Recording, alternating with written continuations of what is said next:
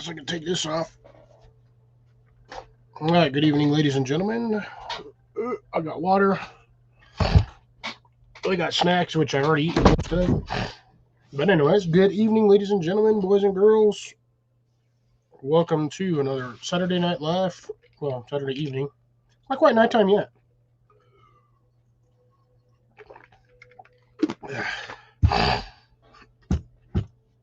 Yeah, everyone should be here. Don't know where everyone's at. So I'll just continue to ramble on and watch what I was watching until people start rolling in. Hope everyone is doing well this evening. Make sure everything's set up correctly. Yep, we are good to go. I have a little bit of beverage stuff left. I suppose I can toss that into the trash.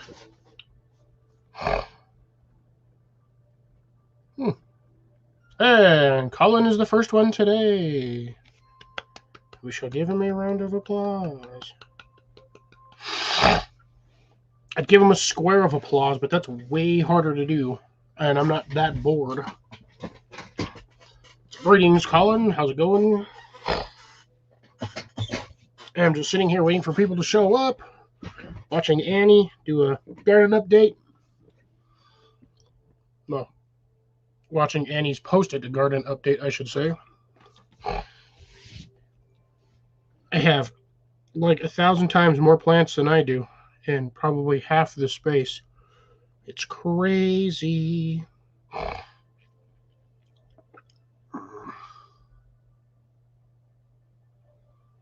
Nice. Just to let you know, we got 15 more days from this. I should be picking up some more buckets myself tomorrow, assuming that they are still doing the sale over at Harbor Freight.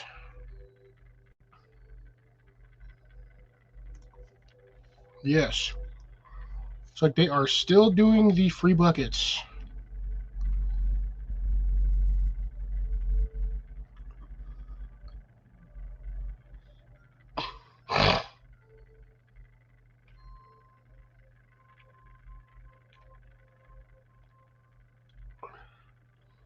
So 15th through the 17th. Tomorrow looks like it'll be the last day. Harbor Freight is doing a no coupon required for $30. If you buy $30 worth of stuff, you get a free bucket. If you happen to be an Inside Track Club member, you also get a free bucket with any purchase. But you have to be an Inside Track member for that one, so you could buy like a bag of sponges and get a free bucket. I might just do the $30 one. Who knows? I can get some stuff from Harbor Freight. Surprisingly, they do sell gardening supplies. So I'll probably get myself a Harbor Freight bucket, grab me some gardening supplies, and go from there. And trust me, it will not take long to get to $30. Not if I'm going to Harbor Freight. I can do it quick.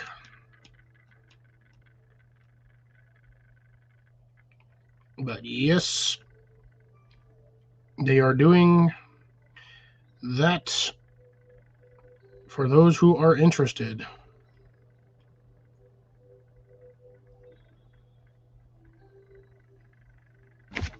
Goddamn, another bug.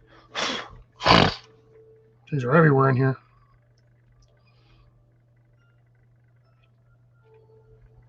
Ooh, I might get me an electric chainsaw. Ooh, 18-inch gas power chainsaw. I might just get that. And a free bucket.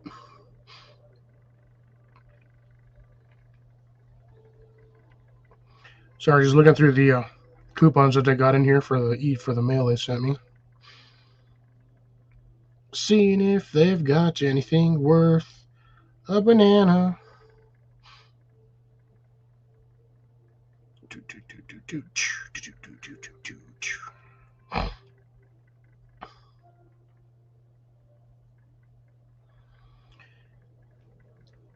Dang, almost looks like they got their whole inventory. Ooh, date.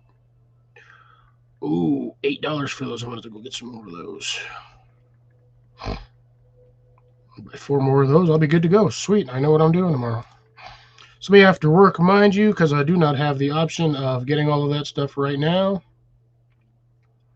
There's Jason. Good evening, Jason and Molly. Also, Jenny and Ian, if they are around.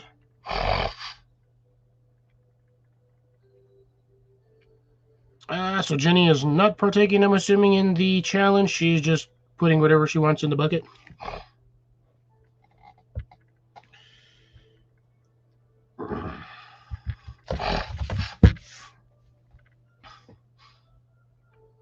Still pretty good price for a bucket.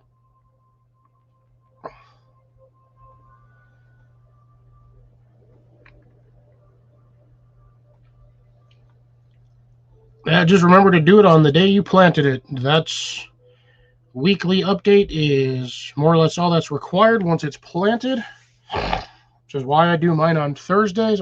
Actually forces me to do an update and videos on Thursday. However, I will not be doing anything this Wednesday or this upcoming Wednesday. Unfortunately, I do have to work. So I'm going to lose an entire day out in the garden, which sucks because now that's going to put me even farther behind than I already feel like I am. I feel like I'm already 3 weeks behind and I started 2 weeks early. I just have far too much stuff to do and I just don't have enough time to do it.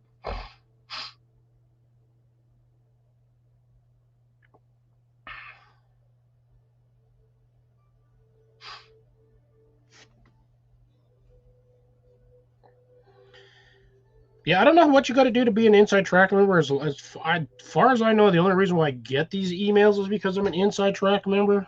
And I'm assuming for that, all you got to do is just register your information. But to be dead honest, I couldn't actually physically tell you because I don't really pay attention. And I shop at Harbor Freight, but I don't shop at Harbor Freight that often. I go there when I need something specific, and I know Harbor Freight has it.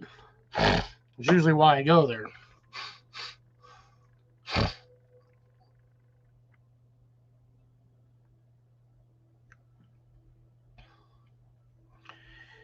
Banana ball baseball game. Interesting.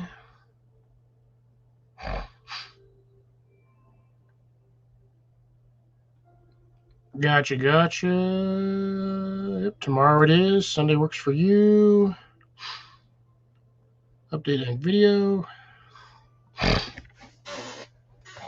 Yeah, I still plan on getting another bucket. I was going to get one from Ace Hardware too. But man, dude, Ace Hardware is like heck of far. Even from where I'm working, that's still like an 8-minute drive. Yeah, 8 minutes doesn't seem that far, but trust me, going down that stupid road, it's a pain in the butt. And I still feel like I'm too bright. There we go.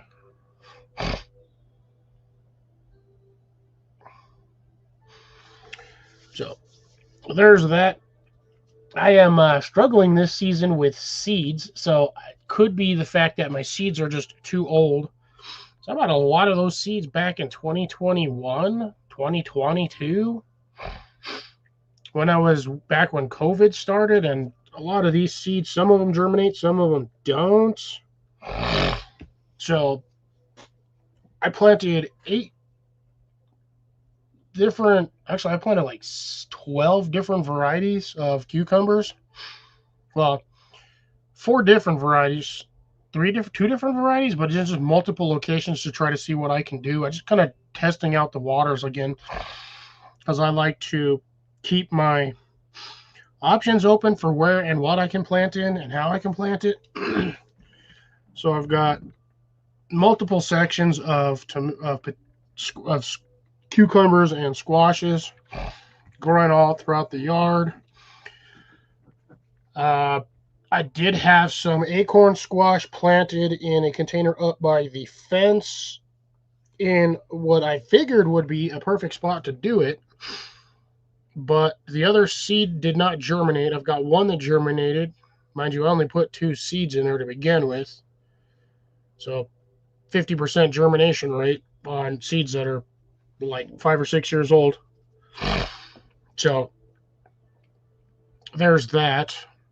Might have to re-sow another seed in there just to maybe see if I can get the second plant going. because my initial thought on that one is to just kind of work it up and down the fence and then just cut it off at some point and just let it fruit out and do what it's got to do, and have the fence as its support structure. And then if need be, I can just tie off like a rag or something, or mesh bag, whatever you have it, around it so the fruit doesn't break off right away. But we'll see what happens. Still waiting on my beans to take off. They'll probably be a while, another couple of weeks before they actually start going. Although I probably do need to water them a bit more often. I think that could be what's slowing them down, is I'm not giving them enough water. But I'm also not trying to drown my onions, which are in the same spot. So there's that as well. Let's see. I've had multiple sections of radishes planted, and as at this point, it's been 2 weeks and nothing has popped up in either of those containers. So I don't know what's going on with that. Seeds might have just been too old, or it might have just gotten too hot. I don't know. We'll see. I'm going to give it another week, and if nothing pops out after 3 weeks, I'm just going to plant something else in those containers. Still no update on some other ones, but that will be for Thursday's update, which we all know won't be until Thursday. Hopefully, I did put out the video. I swear I put out the video. It should have been like a 5-minute video.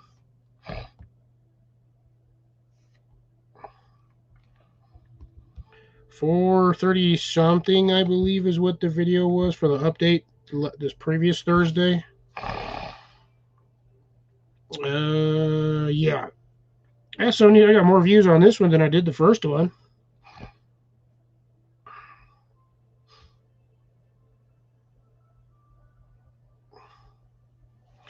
Which is good. I think. Oh, no.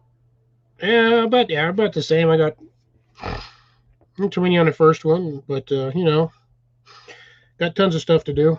Been currently working on rebuilding some of my planters. Well, not rebuilding, repotting. So,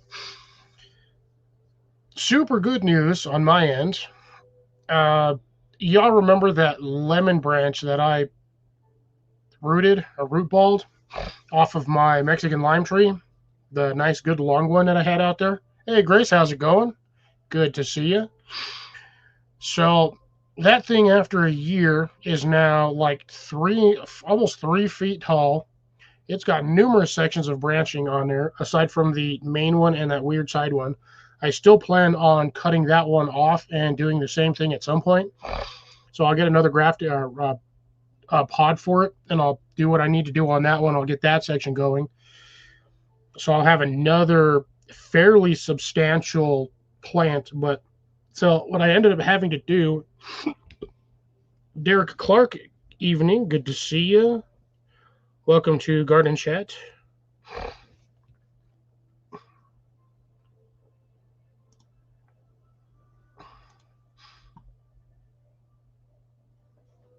So had to repot that guy the other day. Did that on was today Friday? So I did him yesterday. Repotted it, remixed some soil, stuck it back in there. Kind of went a little overzealous on some of the soil for the bottom half of that. I should have cut the bottom section off. Good 2-3 inches, cut it off, and then put it back in there in the container, but I didn't, so I just left it as it was. Also should have wetted or moistened the soil at the bottom first, so it would pat down a little better. I also did not do that because, again, I was in a hurry. But that thing came out with roots everywhere. Roots on the bottom, roots along the side. So that thing is sending out roots beautifully. Doesn't have a lot of main dirt structure because, again, these particular trees, from what I've noticed, they don't send out like a taproot. As far as I know, or at least from what I've seen, they don't send out a taproot, which is usually what gives most of the tree its strength vertically. These guys tend to send out like what I like to call the feeler roots. It's just like a mad cluster webbing of like spaghetti roots that eventually will hold steadfast and keep the tree from, leaning left, right, east, south, northwest, whatever have you, any direction possible. But I do have that one is still technically attached to a support pole. So once I get the soil a little bit more compacted and I can get the last half-inch of dirt on top of it and then covered with mulch, I'll probably pull the stick out, the support frame, so that thing can rock back and forth in the wind and start to strengthen both the root system and the treetop itself. This one is growing sort of more or less the way I want it to. I just got to cut off the one side branch once I get grafting pot around that and roots established, which again, those things take forever because I'm not very good at it. It took me like 6 months on the last one, but I've also never done it before, so that was a learning curve on my side. Sorry, wasn't expecting that to be that loud. So there's that. I also had to get rid of the ants because that thing was just caked with ants, and I don't want the ants to kill off another one of my plants. So I did make sure that they did not skirt my plant and eat the bark layer off of it, which was good. Hey, Big Matt, how's it going? Good to see you, my brother. Just sitting here talking about lemon citrus plants. Just repotted one of them yesterday. A little bit of work left on that I got to do. And I still have 6 more I got to replant. God.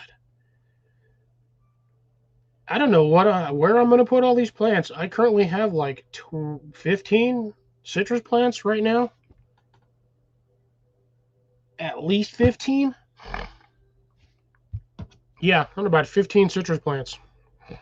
Here's the worst part. I want more.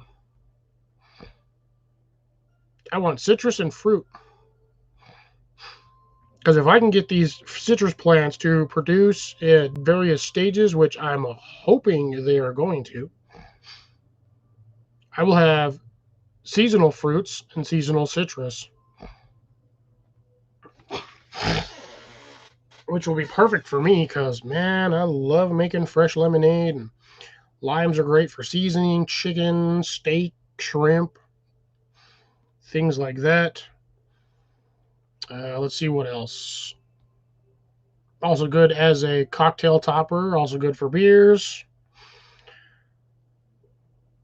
Couple of cervezas, you throw a couple of lemon or lime wedges on there, depending on the particulars of spicy flavored water.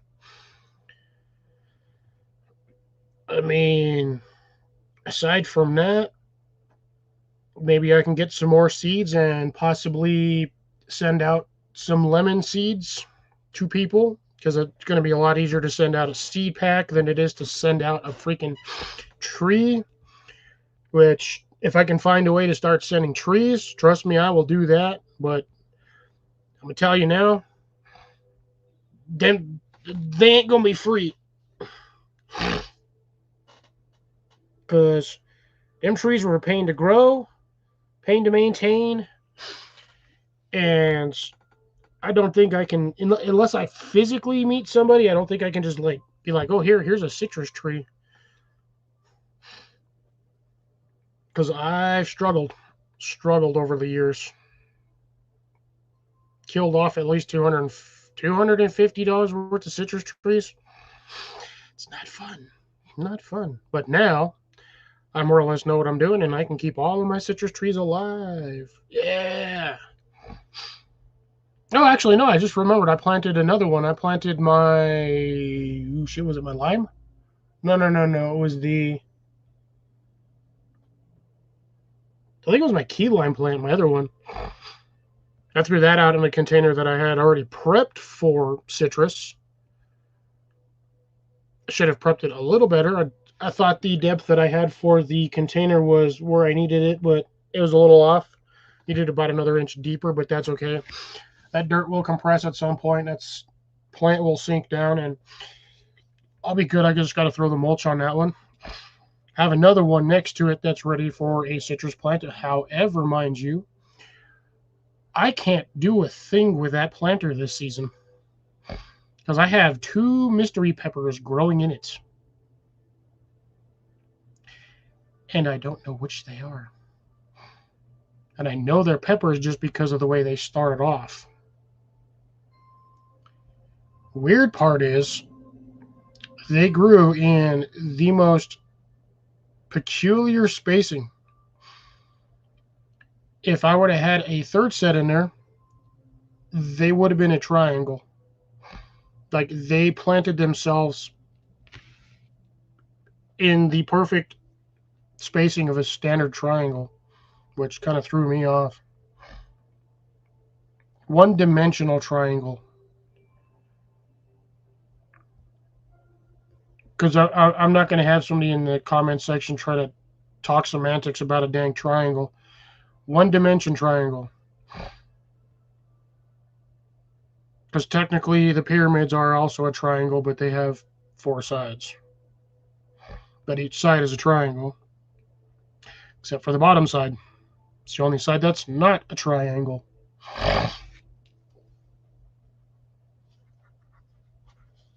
But I digress. Don't want to get into too much semantics on that. So it's a one-dimensional triangle spacing. So I'm just going to leave them in there, let them go, let them grow, see what happens.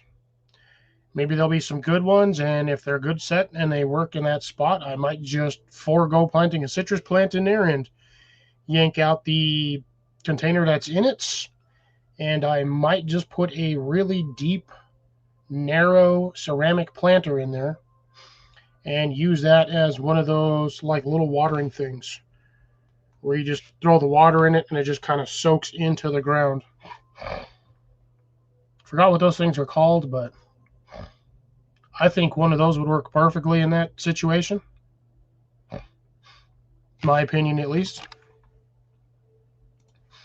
Whether or not it does or doesn't will be left up to the plant gods. Oh, geez.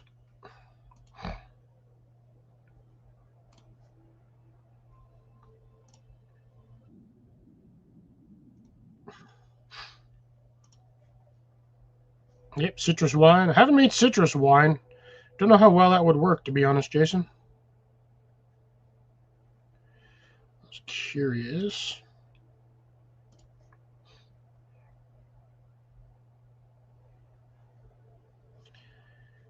Let's see. It's only been on here for 7 years, 4 subs. Not doing much on the channel. That's unfortunate.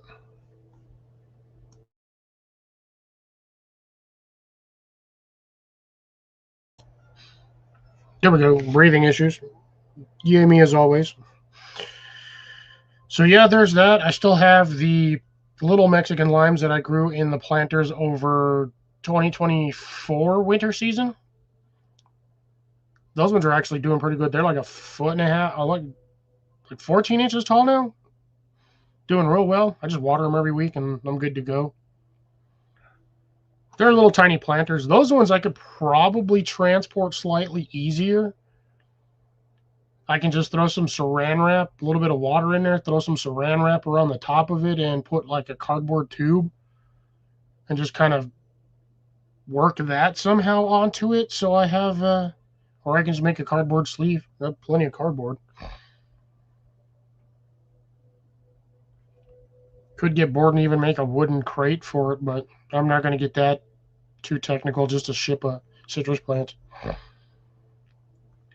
But I do have them. I want more.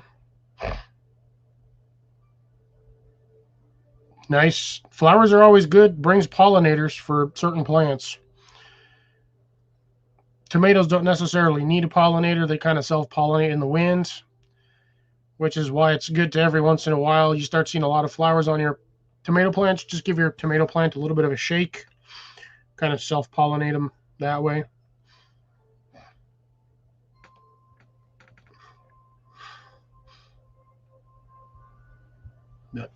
Got to figure out a way to start printing tags so I can make tags for things with some instructions. That way I can kind of sort of give the same rough information that I get when I buy a plant.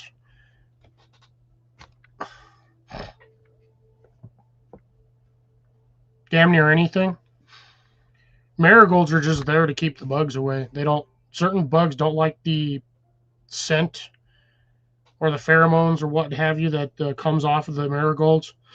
So you can plant them with potatoes, onions, carrots, radishes. As far as I know, tomatoes. You can definitely plant them with tomatoes. Uh,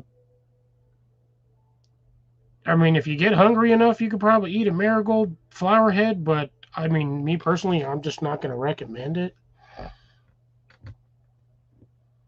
But I mean, again, to each their own. You can do what you want to do. But yeah, for marigolds, you can pretty much plant them with everything.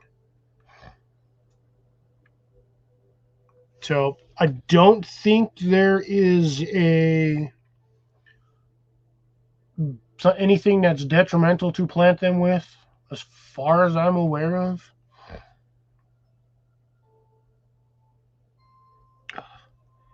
I had to send you this weird patch of like daylilies that I have. They're not like your standard daylilies. So these ones are weird. Oh, you can plant them with sunflowers. The problem is the sunflowers going well. Depends on the density of the sunflower patch. Uh, if you're going to plant them with sunflowers, I would recommend at least 14 to 18 inches away from where you plant the sunflower, because the sunflowers will crowd out anything under them. I think they're daylilies.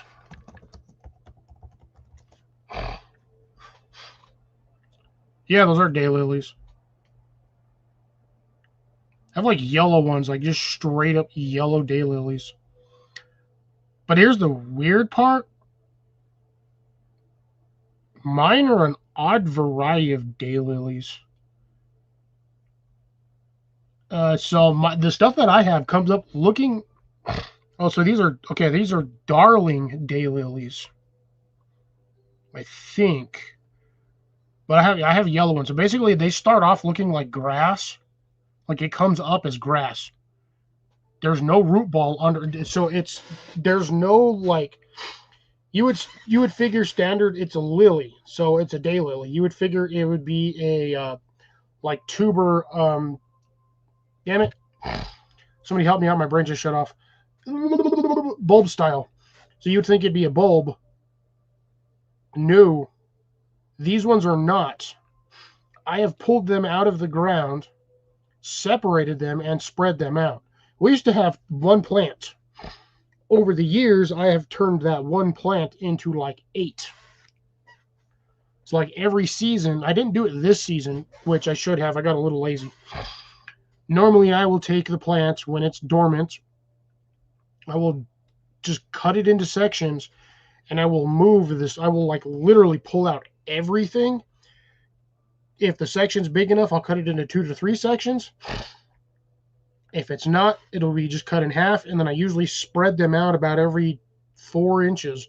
I'll place one, go like 3-4 inches, place another one 3-4 inches, and I now have like a 4-foot section, 3-foot section, almost about 4 feet to be honest, just straight packed with daylilies.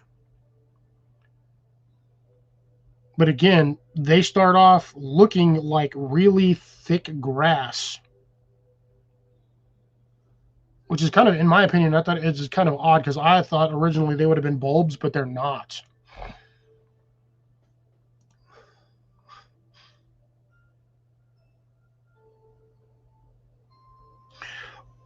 In essence, it's not a true lily because a true lily is its own species. Got him, sucker.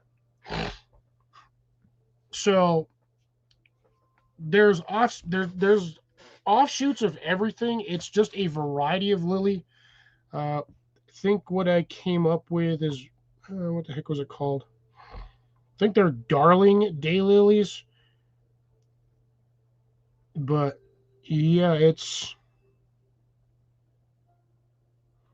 Well, they have lily soil mix.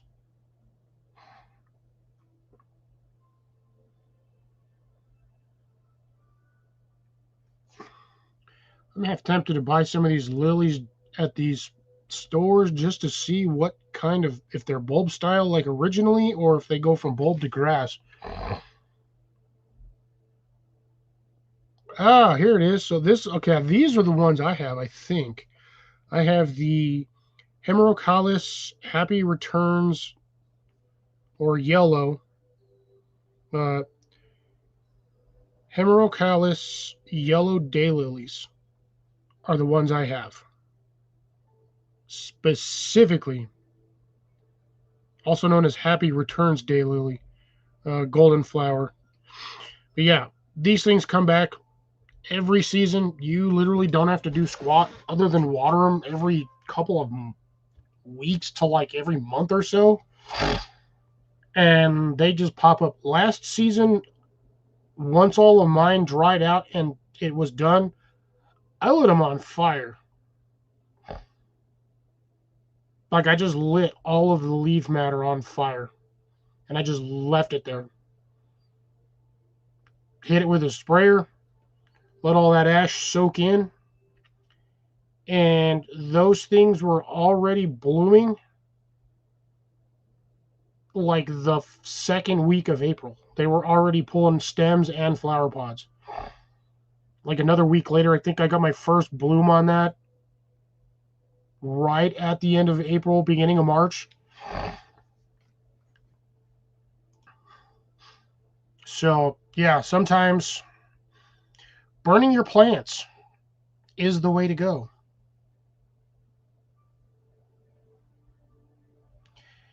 It sounds counterproductive in a lot of instances.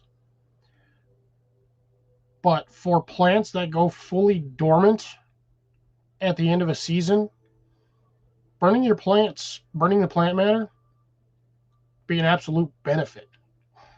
Because these things, like I said, they came back strong. Ooh, that one might be a little bit of a... I would have to find something that I'd be able to ship them in, because that's an interesting... I've never shipped a plant before.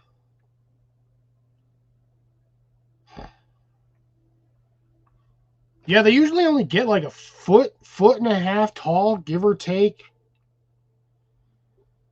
But they produce flowers for weeks. It's not a kind of like everything pops up within a 2-week window and then it's done and all you have left is just a green bush. They will, based on watering patterns, they'll produce for like a couple of months, 2-3, well, yeah, like 1 to 2 months is usually what I get out of mine. But I'm also the one taking care of the darn things. Like I said, originally started off with a patch like 1 foot. And almost killed it. Not me. It was just almost dead. And I was like, you know what? I'm going to dig out all this dirt, redo it, and replant these. And that was 4 or 5 years ago I did that, and they are taking off. Super taking off. Oh yeah, that's all I did. I just Googled daylilies, and then I found the ones I have, which are the, like I said, Hemerocalis, the Happy Returns one. I'd love to get them in a different color though.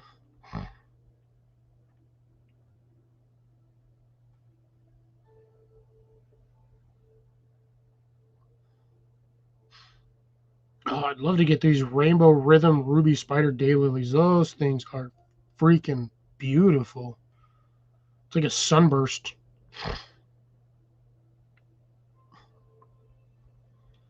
Yeah, I would love to get just more varieties of daylilies. It's a gorgeous plant. Like, it really is. It's a lot of pop.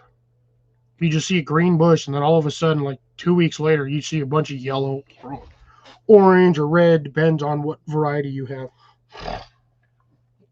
I want to plant more of this around the property.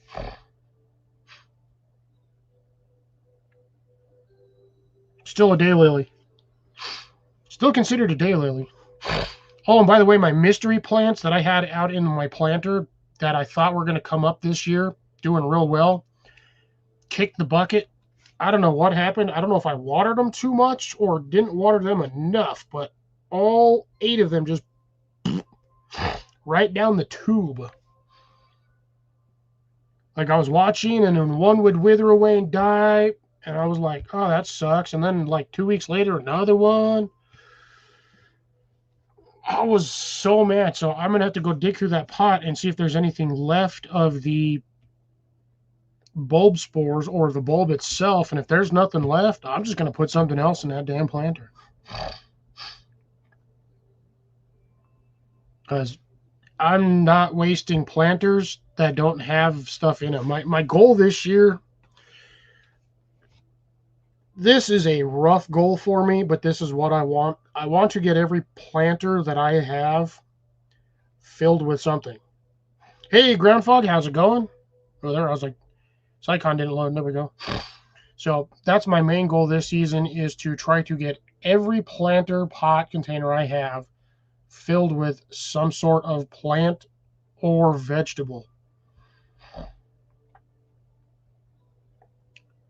It's a tall order. It is a tall order. Because I have over 200 planters of varying shapes and sizes. Most of the bigger ones I use for a lot of the bigger plants, like the peppers, all varieties of peppers. I use them for the citrus trees. I am going to, at some point, transfer all of my citrus trees into those Vigoro containers that I have. I have a pineapple. I wouldn't have anywhere to do a dragon fruit. I don't have the right temperatures, and they will die in the wintertime. Southern California, Florida, Georgia, places like that, perfect spot to grow them because it's a tropical. A dragon fruit is a tropical plant. I do not have a tropical climate over here. It is either dry or hot. Not recently. I haven't had one, and I've been single for quite a few many years. And I'm not really looking. Nah, I don't want to do figs. Nobody really eats them around here. I can only do so much, Colin. Remember, I've got limited space, and I keep taking over little by little. I can only do so much on the property. Nope. Really, computer camera? Why? Why did you decide to go weird? I had cherries. Both my cherry trees died. So I got to figure out what to do this season. It'll focus or it won't, or I'll just fix it because it's pissing me off. All I did was lean to the left like 2 inches and it went sideways.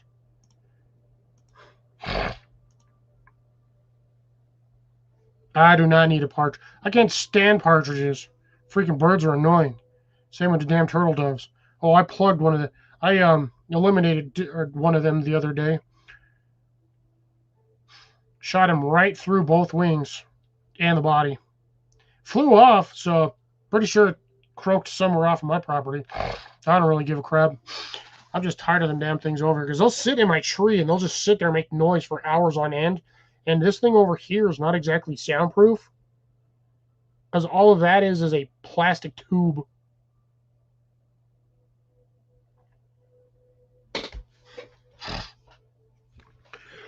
So yeah, I hate those things. I don't even know who Lori Partridge is. So, sidetrack. Let's see. Yeah, so that's one of my goals today, but I also still have to redo 2 planters, 2 of my big planters, 2 of my round barrels I got to fix, or updates, or refresh, I should say, for the season. So I still have to go buy the soil components that I need and the ProMix compressed like seed starter box. I have like bits and pieces of the partridge family. No, I'm not doing any gourds. Again, I don't have enough spacing for it. I'm going to try to do loofahs again, which I need to get planted. I should have planted those things 2-3 weeks ago, but I don't know where my loofah seeds went. Well, I know where some of them are, but I don't know where that bag of loofah seeds went that I got from Jason. I got to get those. I'd like to get those last two planted just so I can get those out of the way. I have my own stash in here somewhere, but again, they're buried under stuff. No, I'm not doing rhubarb.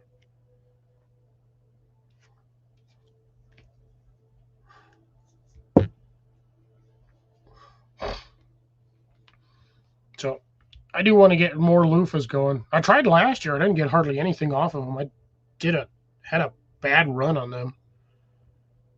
I don't know if they just started too late. I wasn't giving them enough water or whatnot, but most of them ended up just being all rotted and gross. Half the seeds in most of them are white, which means they're sterile and weren't going to do anything. So it's almost like they got roasted. I did get some good black ones, but again, I really don't know what to do with them other than cutting them and using them for sponges. I could do grapes. Again, don't have anywhere to put them. Again, I have limited space. I can't really expand too much more than where I've already expanded to. I have both blackberries and raspberries. Good evening, Cecilia. How's it going?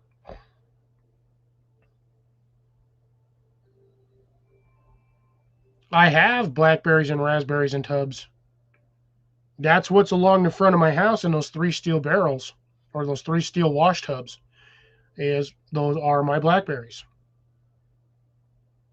And then I have raspberries in 2 containers in the back. I've tried planting golden raspberries like twice now, and every time I've planted a new plant, they just dies. I don't know what is going on with that. I had one that made it, and it's just in its container doing its thing now. I want another golden raspberry, but again, I bought one this season, planted it, and the whole thing just died. Like, just kicked the bucket. Hey, Molly, how's it going? You don't need to send me a mulberry tree, Colin. I can get one from, like, the lady up the street. She said she's got a big old mulberry tree and she'd be happy to give me cuttings.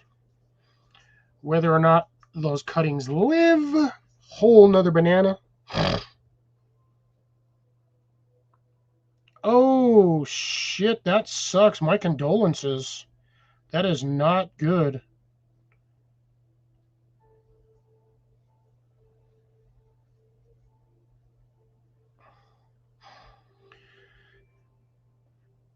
I hope they were not younger members of the family that still had time. Does suck losing family members. I know how that goes. So, again, my condolences. Sorry for the passing.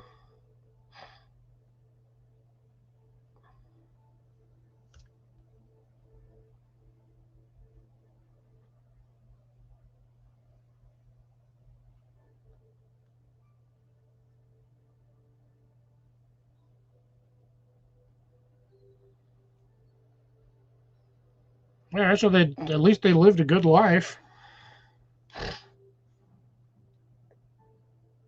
Ooh, Bill's in early.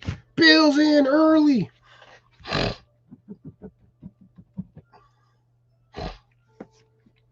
So, Billy Bill got a little bit of good news for you. Also, a small amount of bad news. And Uncle Rico, good evening. Welcome. So, Mr. Billy Bill, the orca beans, both of those germinated. The Borlotos, only one of them germinated, and I think, yeah, great. We're starting with this shit again.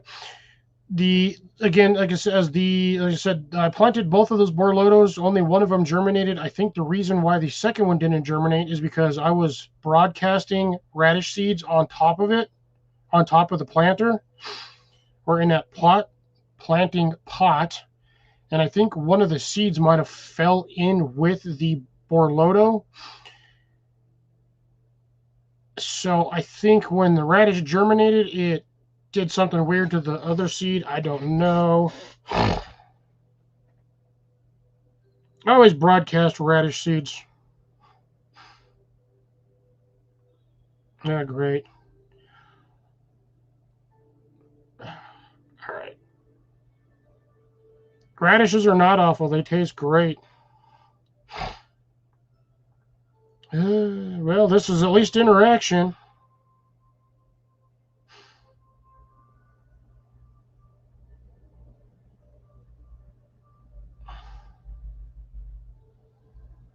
The Who Network.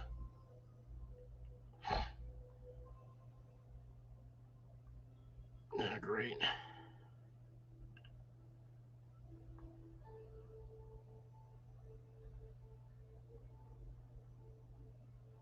Cool. Roll Stuttering John fan club. If you don't like it, you can suck a fat horse dick and get the hell out, because I don't need your kind in here.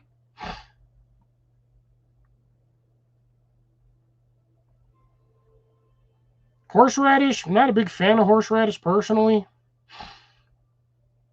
I mean, yes, it's basically spicy, but it's essentially spicy kimchi. I'm not really a fan of it.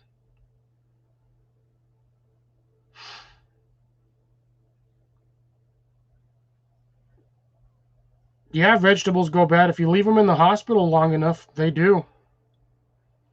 Then they cost you about $200,000 in back pay.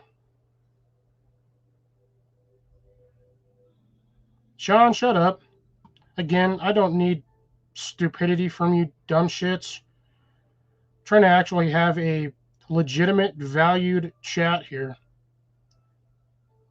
I got plenty of books on gardening. Are you what are yes, there are DVDs behind me.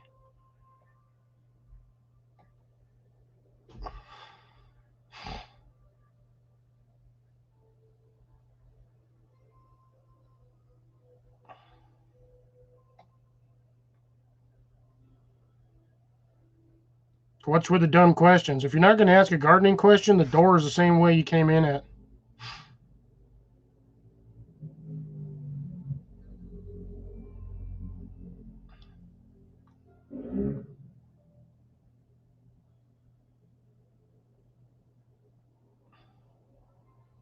Does it look like there's fucking somebody sleeping up top?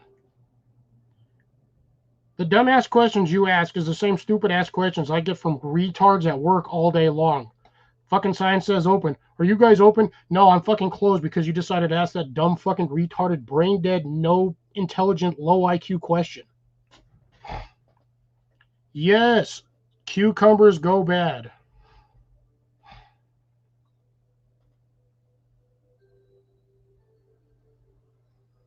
I would not recommend using root tone on seedlings.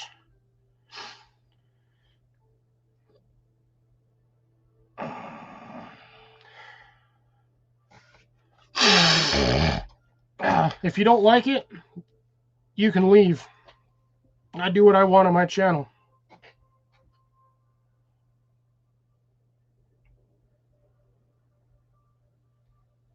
Well, the attitude comes when I get retards coming in here asking stupid shit, trying to be dumb. You can get a rise out of me. The only thing you're going to get a rise out of is my third leg. Yes, pickles are cucumbers.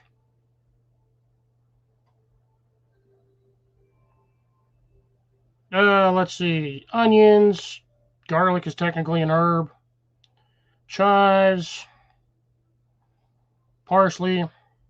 Celery. Because, yes, celery leaves you can use as an herb. Probably tastes a little weird. Technically, I suppose you could use lettuce dried as an herb. But again, that would be a weird one. Don't think you'd be able to dry it fast enough to not have it wilt or go black. You could try it, though. Be interesting.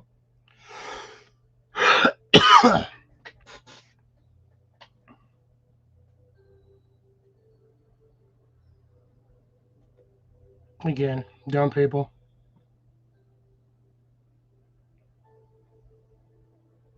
All carrot seeds are little. Take a while to germinate, but you're looking at about 135 days roughly for carrot from seed to full carrot.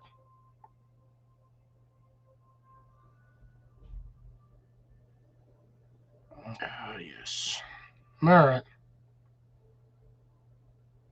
right. Stacks, it depends. Garlic is good for its. Garlic has its reasons. Same with shallots.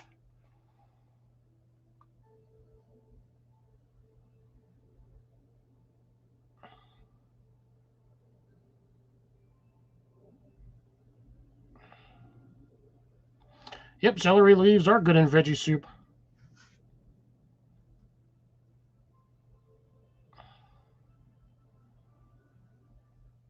Prefer Outback Steakhouse.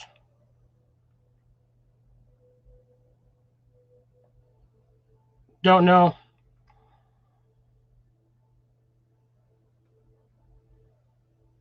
I just kneel on the dirt.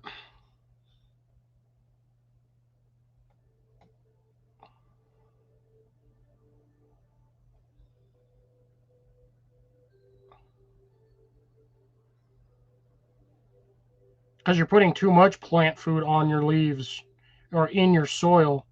You need to just give it water for a while. Yeah, I know. I said I don't use knee pads for gardening. I just kneel in the dirt.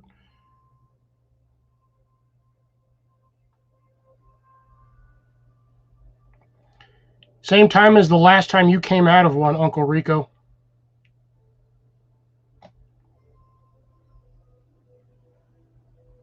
Any other stupid questions from you, or do you just want to broadcast your incredibly low IQ values? Green onions, my opinion.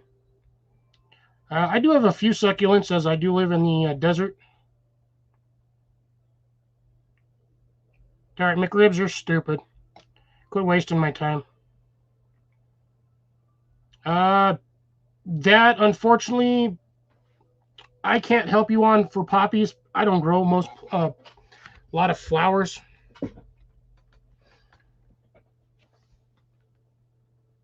Can't really eat most of those, so if I can't eat it, I probably try not to grow it. So I do herbs, veggies, citrus, apples, things like that. Peppers.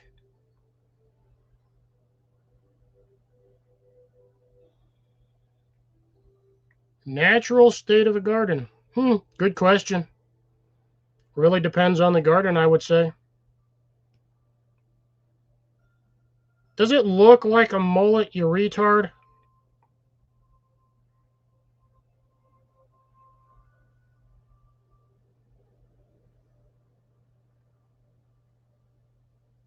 Getting over here trying to have legitimate conversations about gardening, and we get this dumb shit coming in. If you've got legitimate gardening questions, more than happy to answer them.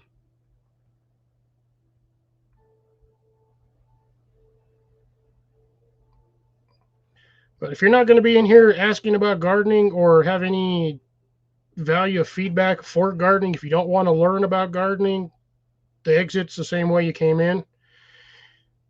If you're into trying to grow your own food because the racist Dorito running our country is driving up the prices of everything, I didn't find them. They found me. So this is just shit I have to deal with every once in a while. This is what happens when you're raised on powdered milk instead of actual breast milk. That it is. I do agree. It's views and hours on my channel. It's also interaction. So the only thing they're hurting is their selves, not me. They're just giving me views and times. So, well, it is what it is.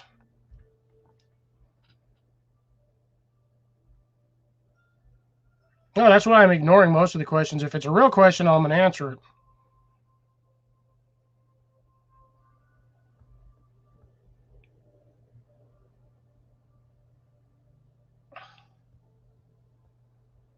Yeah, I was just leaving them. They were giving me content, so I just figured if they don't like it, they can suck it. They can suck it.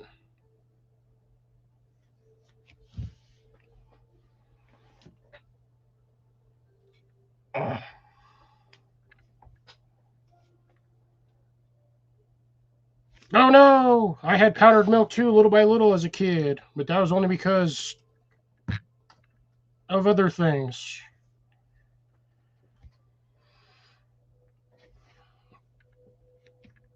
Nah, they don't. They increase views here and there, but other than that, I mean, if they don't have legitimate questions, then they're just a waste of my space.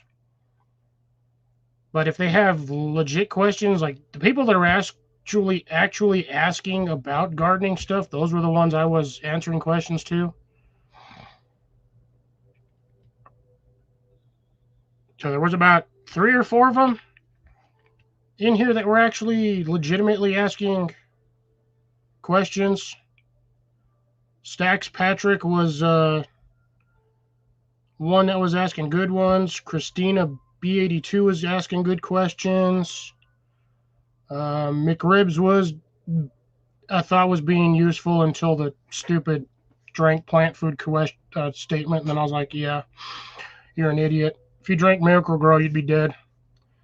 The judge of level STM asking decent questions, and then college roommate Mitch, I guess, was a legitimate question. Didn't realize the whole chat name was that. But yeah.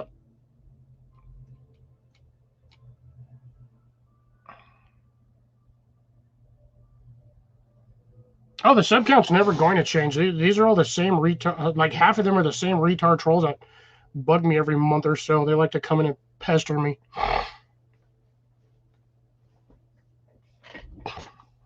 But for the ones that were actually being legit and asking normal questions,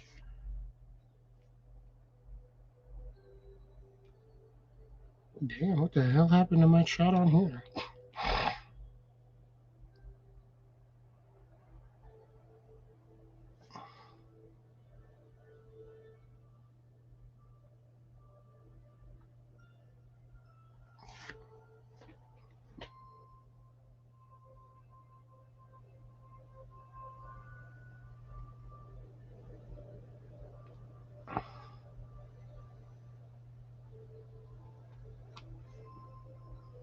And go back to here so I can see what was.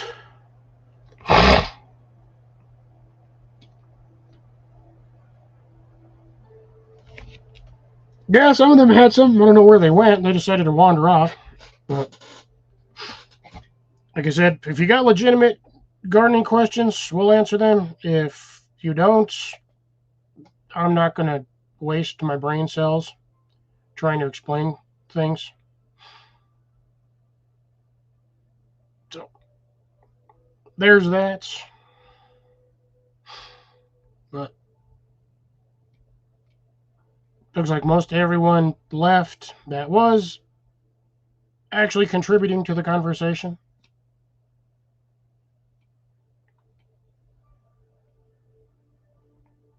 Too bad, unfortunately, there's not a way I can see who's actually left in the chat line down here. But yeah, Stacks Patrick's was one decent one. The judge of levelism, whatever, with his weird Jesus Christ motif picture. And then Christina, like I said, Christina B82 was decent questions. Like I said, McRib was doing good until that last one.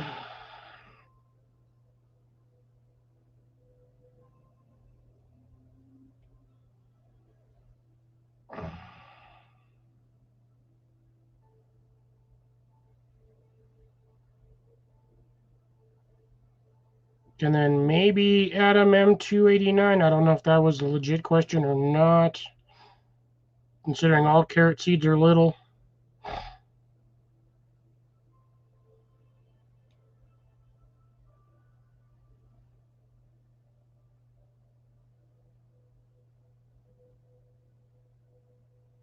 The heck?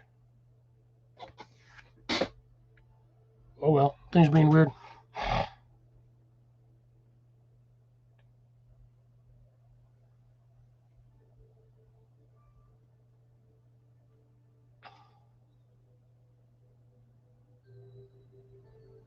Trying to see which ones.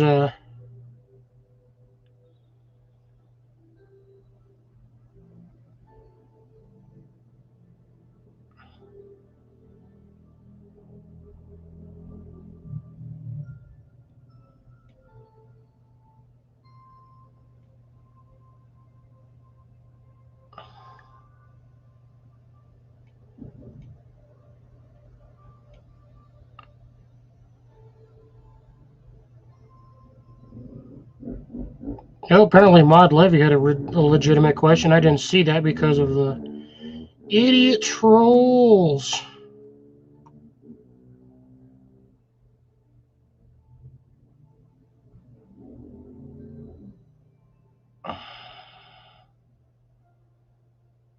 No, technically plants can't grow without water unless it's a cactus, but they need one little bit of water here.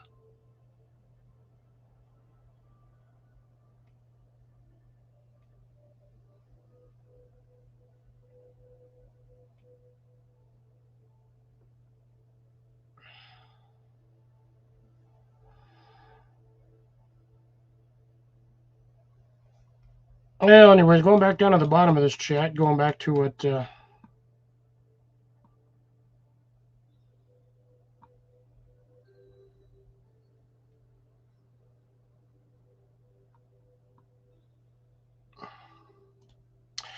anyways, go back to that.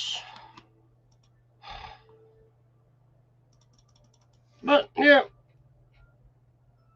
gotta love them every once in a while. They just kind of roll in and roll out, pretty much like a fart in an elevator.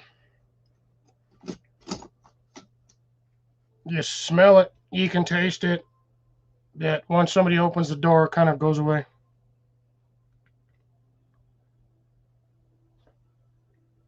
Yeah, like I said, it's views and hours time on my thing, so they can do whatever they want. That's why I like to do the when I get a whole bunch of them, I just start snorting like crazy.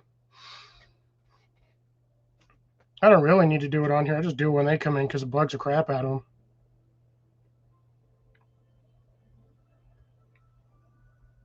Because again, my channel, I'll do whatever I want. And they're lucky I didn't take my shirt off and start playing with my titties.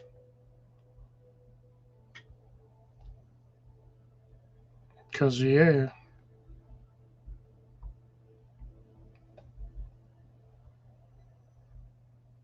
But anyways, shall we get back on topic, ladies and gentlemen? We are at that time frame.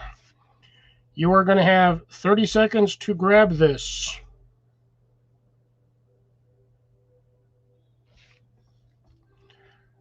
And that will be it. If you do not grab this within 30 seconds, you are not going to be popping up here. Because I'm going to be deleting this as fast as possible.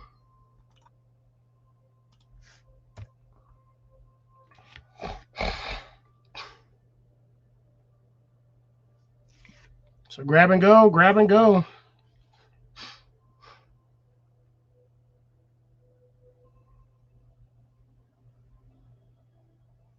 All right, got them two gentlemen in the basement. And another couple of seconds. And delete that. And make sure it is gone off of the... Ooh, shite. Cool. Nice. Gone off of YouTube as well. All right, greetings, gentlemen. Greetings. Salutations. Salutations. Question: do you do rhubarb, or can you do rhubarb there? Like, there's a lot of things I can do here. I just don't want to do it. Okay. Some people like rhubarb, some people don't. It's up to you. You know. I have no need for it personally. I've seen a lot of people do a lot of different things with it. Myself, my mom and grandma used to, but I have not. But yeah, if I grow it, It's just going to become fertilizer for another plant when I yank it out and chop it up and not do anything with it. Yeah. My grandma said they used to do rhubarb wine and stuff like that. We can do rhubarb pie, but I ain't eating no rhubarb pie. She used to do that too. Especially when it's mixed with strawberries. I don't know anything about that one. We don't have any strawberries. Jenny and I picked up 2 new buckets from Walmart yesterday, along with another bag of Expert Gardener potting soil. I have good news and I have bad news. What's the bad news? Bad news is my Red Bull's like 85% frozen. No. Left it in the freezer too long, apparently. What's the good news then? I have Red Bull. Well, that's good at least. No, I asked Jenny why we got the second bucket, just because I wanted an extra bucket. It was $3.38, so she got it one. So You're complaining because Jenny got a $4 bucket. I paid for everything, so I just was surprised that she got one because she wanted one. I'm not complaining about it. I'm just surprised. I plan on planting that potato that I showed you guys. Oh, the other one? Yeah. I'll be right back. Since we weren't able to. Oh, by the way, Cliff, someone's here. Oh, is that a Mac? Is a Tech? Is a Crack? Is a Smack? Is a Whack? Is General? Motif Mohawk Cat Slayer, the Mouse Hunter of the Peninsula Jaguar. The third. Esquire. Banana. Oh, he's an Esquire now. Banana Pickle. But, yeah, anyways, so. Well, hopefully you get that potato planted. Oh, I have to do an update on my pepper plant. So I'm going to have to do that. I figured I could kill 2 birds with 1 stone and do both at the same time. I'd love to see somebody kill 2 stones with 1 bird. It's probably been done. I just can't place it from here, though. Right. So, Bill, did you hear my update on the seeds the bean seeds that you gave me during all that chaos? I was making coffee at the time, so I didn't hear much. So the orca beans, both of those germinated. Already? Oh, they've been in it like a week and a half now. Oh, I thought it was. Oh, because we did, yeah. I'm just sad that I lost the other Borloto. I have 1 extra because I only planted 2 of each, so I'd have the spares just in case. I did it on purpose. But yeah, I think a radish seed, when I was broadcasting radish seeds on the rest of the planter, I think 1 fell in the hole, and I think it messed with the seed itself, or I pushed the bean too far in, and I might still get it to germinate. Who knows? It's also really hard in that planter to grow things the way you really want to grow them, because you lose out on like 4 square inches. Mac ass. Are you watching the cat? Are you watching this? He's just Macus. Meow. So, yeah, just because of that style of planter, I kind of lose out on like 4 square inches on that back end because of the self-watering aerating drain pipe water thingy. So it does kind of make it a pain in the butt. So yes, Mr. Bond. I should have done it the other way around. I should have put the radishes on the. Nah, it wouldn't have mattered either way because I have that trellis center is what I have in the back. So I needed the trellis for the beans. But Macus is watching you, by the way. Just hope he doesn't push a button. He's got his hand on the little touchpad on the computer. Like Thursday. That was just, you were like mid-sentence. You said something, and then that was it. That was Mac. On Thursday? Yeah. What do you do? Unplug the tablet? That was Mac. No, he touched a button. You get to see the hand. That's Ian. Oh, I know it's Ian. I heard him. Meow. Watch, let's see if I can get this thing up. No, I'm in. No. Mac, don't. Now you scared the cat? It was Ian. He likes messing with Mac when he's doing stuff. Ian's saving throw was a 0. No, his charisma throw was a 0. Oh, it's going to take me ever to pour this in here. It is all it is like that much slush. Ian's off his meds. That's why he's the way he is right now. So he's Barry from Family Guy? Or sorry, American Dad? Maybe. It could be worse than that, even. So yeah, still hoping that the Borloto, that other Borloto pops up. If not, well, I guess it'll be more of a challenge for me to get actual beans off of it this year so I can plant more next year. And I still have not planted any of my turtle bush beans or my freaking cowpeas this season. Well, Jenny loved the picture of that the daylilies things that you talked about. So if you could figure out a way to send them at least the seeds or whatever it is that they have. That's the problem. I've never had those things go to seed on me, which is weird. I don't know what to do. I mean, I don't actually know if they produce seeds. I've never seen mine do it. Well, only thing I can really say is, sorry, I looked up a question that one of the trolls actually asked if that celery leaves were good in soup, and I didn't know for sure. And that was a good question, actually. Oh yeah, it's basically a flavor additive. I actually personally, I like celery, but Jenny can't have it. But I just thought you got like 30 seconds to grab this, Matt, and then it's coming off. We just had to deal with a shit ton of trolls. Some were asking legitimate questions, but again, it's like the same 5 random trolls that always pop in. So come and grab, grab and go, grab and go, grab and go. This is what I see. There's a big mat in there. Now I can get rid of that. Okay, they develop seed pods after a flower is pollinated. So it's a small, hard, shiny, black, round, closely resembling peppercorns. I think maybe I did get some of those off of there one year. I might have. Your glasses, Matt? Do what? You have glasses normally, don't you? Okay, I was wondering because you looked a lot different than usual. Well, it's because he's not wearing his glasses. Oh yeah. By the way, Matt, we're not doing a repeat of last week. Shit, this guy blaming me. He had me up here till midnight. I wasn't forcing you at gunpoint. I couldn't leave you up there by yourself, and then I did, and it was I felt bad. Felt lonely. I still went like another 15, 20 minutes. It was closer to 1 o'clock when you ended. Yeah, it was a hot minute.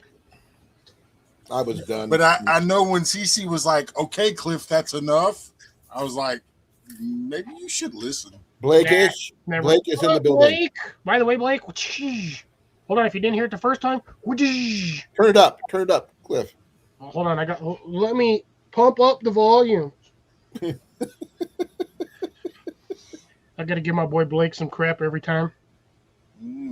My tomatoes right now on my I guess my perennial tomato. Can be. Huh? They can be if you bring them inside. I did. And the other one has got flowers developing, the clone. So that's good at least. Well, my pear tomatoes, they're about yay tall. Well, that's good. But I got to find another bucket. I just picked up two. You getting the beefsteaks? Yesterday. The Cherokee purple. Ah, okay. Those are big tomatoes. Okay. What do they taste like? I don't know. So I'm going to assume a tomato. I think it was Eddie that, or Gary. I can't remember which. That said they had some for me. Yeah, Gary was supposed to be bringing me some black tomato, but he never brought it. Oh, the black Krim tomato. Yeah, I think that was for me too. That was one for me too. I guess. He said he misplaced it somewhere in his house. Cherokees per bill? Okay. Cherokee tomatoes. That's what these are. Yeah, those are a good sized tomato. Yeah. Which I like the beefsteak anyway. I'm gonna be planting a potato tomorrow. The rest of them, I just eat them straight off the vine. I'm waiting for the squirrel to steal the other 4 tomatoes that are sitting at the bottom of the planter. Because he's not going to make it very far once he eats the damn thing. Because I sprayed the shit out of him with bug spray. And I know it's a squirrel taking them because ain't nothing else can eat the tomatoes. Cats won't touch them. Humans. No, they got to know it's over there. Nobody touches the stuff in my property. Except for that turd that stole all my crap, and I'm pretty sure that was the neighbor when they were renting out the house years ago. It's taking forever to pour out the Red Bull slush that I have in here because I left it in the freezer too long. Well, Bill says he has the black Hi, creme. CC. I don't know I know other than color, what's the difference? They're supposed to be a little bit sweeter. But other than that, I really don't know. I've never done them before. I've seen the yellow black tomatoes. rims are like I know about the purple purple ones. I've heard about the black ones, but I don't know what the difference is between the two. All the three, I mean. Yeah, the black creme tomato is like almost like a weird, funny blackish purple. I mean, I've seen the pictures, but I don't. Yeah, it doesn't explain. Well, see, and what I'm thinking is because of the coloration on it, I can, if I get enough of them growing, when I make my salsa, I can use these, and my salsa will have a whole different color. Oh, yeah, it'll definitely okay. blood red color almost on Not the so inside. much a taste difference, but a color difference only. Yeah. Although it's still going to add a different taste because it's not like all is. tomatoes taste the same. Mm-mm. Well, Bill, I'm just curious about the taste. If there's a difference. And according to this information page, they can grow anywhere between 4 and 6 feet high. And touch salty. That's an interesting. That would be. Oh, can you make that one in like a glaze for something? Smoky glaze would probably work really good. If I'm not mistaken, they use the black tomato in Chipotle. I don't know. I've never had it.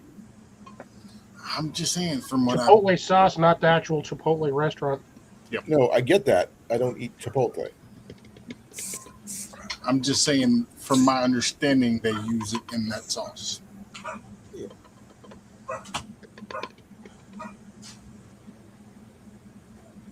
I had another message from Johnny. He said he gave me a whole list of all the different vegetables he's been using out of buckets in his garden. Oh, dude, I asked for video. He said no. Well, it's his prerogative. That is. But he does have a beautiful garden though. he's got a lot of stuff. He's got dragon fruit on his property as well as a avocado tree. But I don't know if he ever actually got with the neighbors to get the corresponding avocado tree. Why don't you get your can opener and open that thing and just pour the rest in? Yeah, the last time I did that, I nearly dropped it on the floor. And it was my first one, too. Suppose I could just... Use your P38. I know you have one. I have one, just not readily accessible. You always should have one of those accessible. Well, I used to in my old wallet. Here you go. You can borrow mine. Mine's over there in my wallet over there. Mine's in my bag. I mean, I could use a P90, but that would be kind of a waste of freedom seeds. Just use your knife and cut it open. I'm Or be like thinking Teen Wolf and just bite it about- open. It's almost all gone. As long as I hold the bottom long enough, it'll melt out.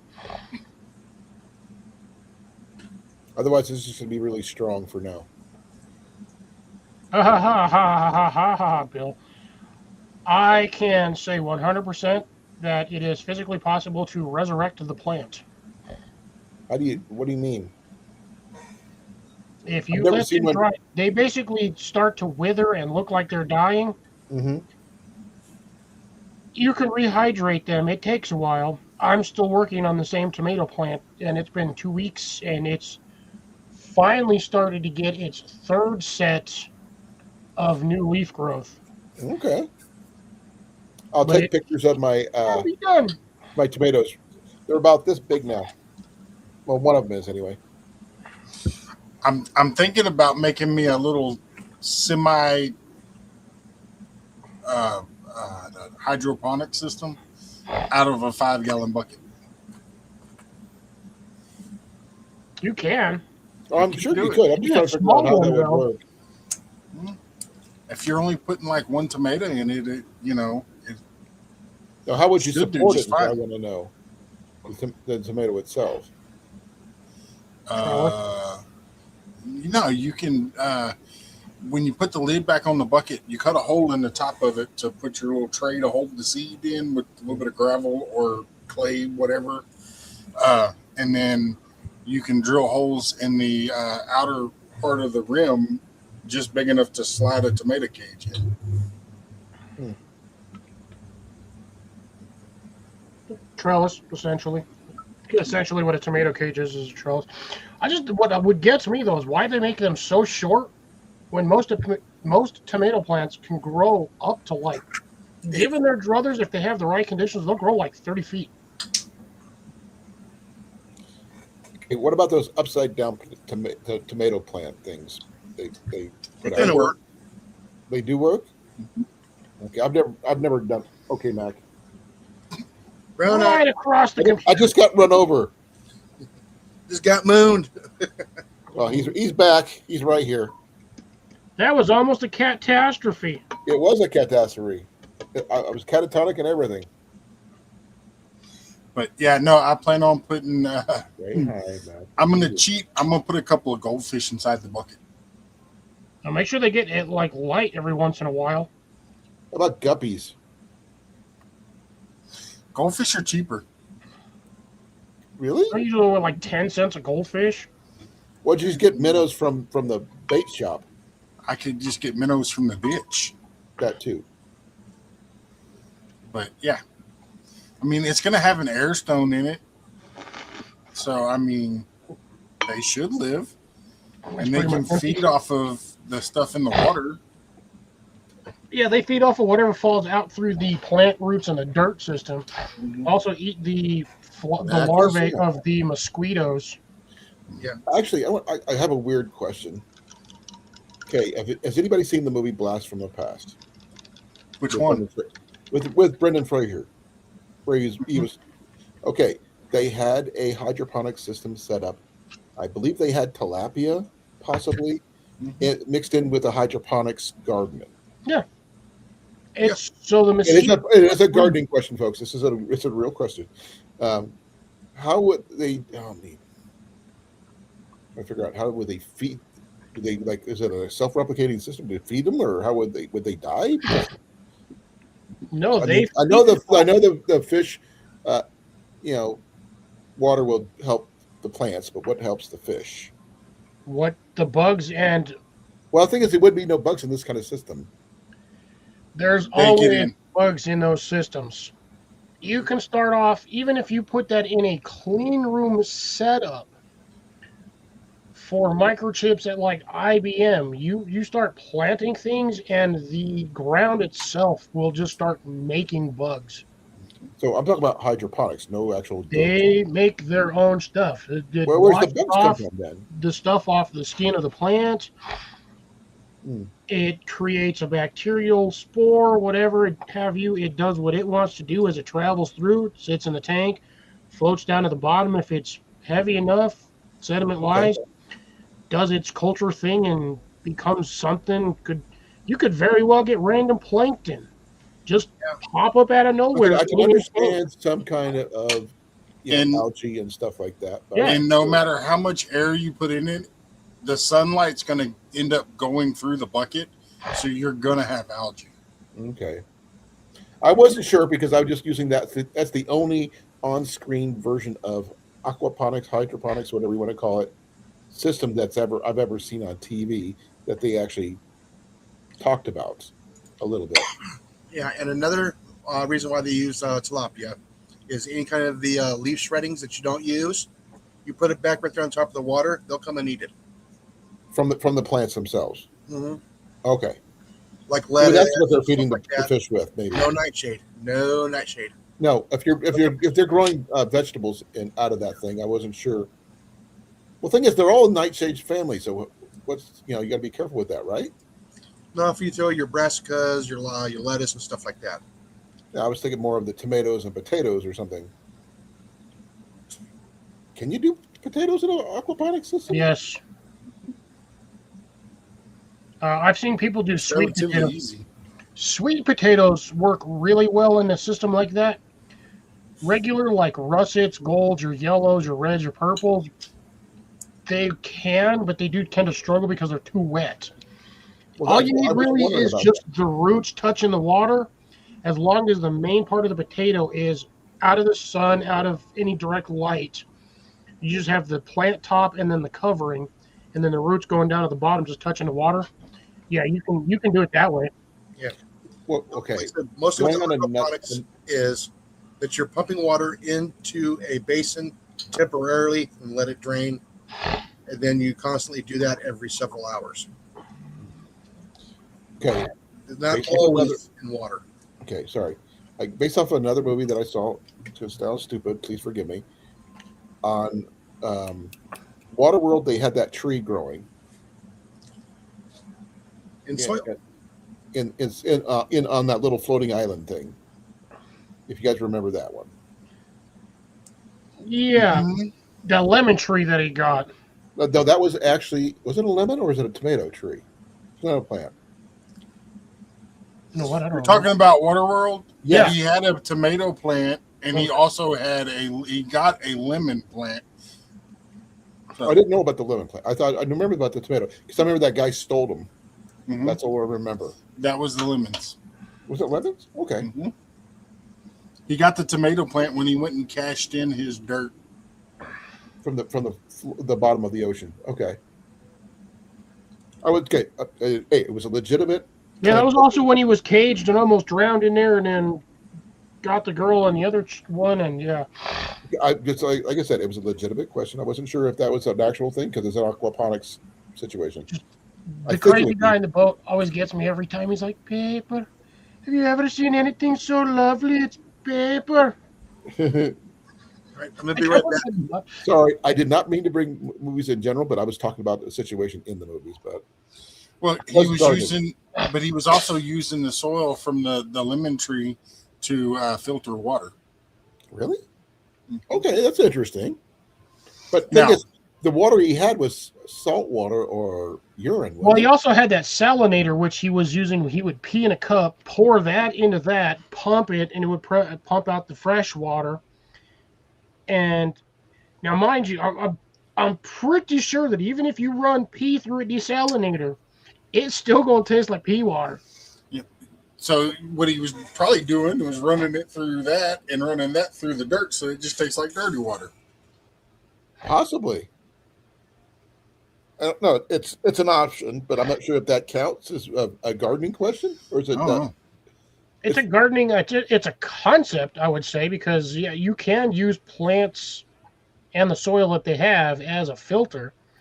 It's Now, survival. again, majority of the water that gardening. comes out is going to be really unpleasant looking because it's going to be different colors until basically when your water starts running clear, you have no nutritional value in your soil. Well, like I said, it's survival gardening at its interesting best. Yes, technically that would be considered survival gardening. So I'm just But then figuring they also found the one place that actually had land. that was the island with the horses. Yes. Did And they palm ever trees. but we don't know where that was at. $500 says that was freaking Hawaii. You think? It's the only place high enough above sea level. Could have been it was not wouldn't be the Galapagos because they didn't have horses, and it definitely wasn't Australia. It could have been Australia. Could have With been, horses? but it Could would have have been been off weird of because Tasmania. wouldn't it? Oh they no, wouldn't have had Tasmania I can palm probably trees. see. That would have been interesting to figure out where they landed. Well, But with that kind of situation, I guess Antarctica could have been reversed too, climate wise, because the oceans did rise. well, yeah. If the oceans rose, that's probably because both the North and the South Pole melted completely. Yeah.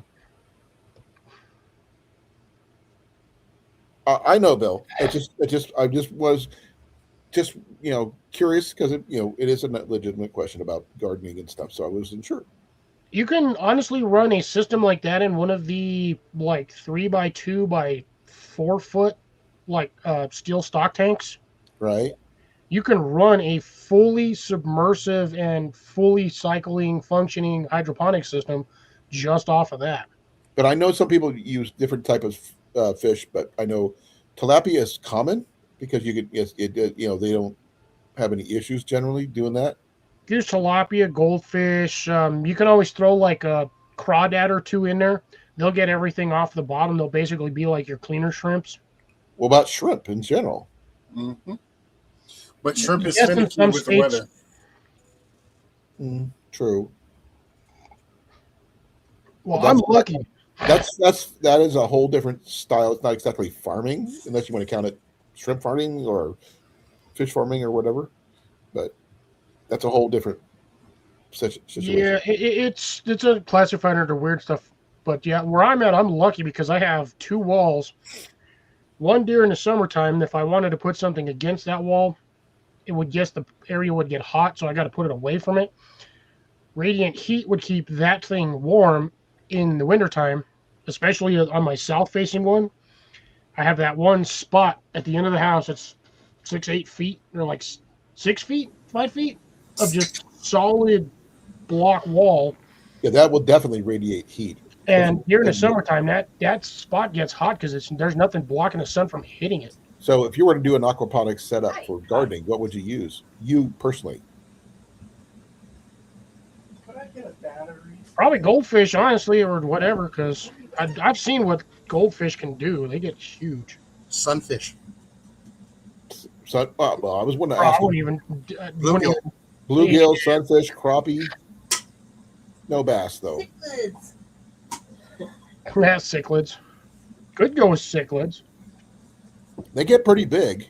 I've seen people find them in Florida that pretty big. I'd love to throw a mantis shrimp in there, but the problem is you have to have a regulated saltwater tank for them damn things.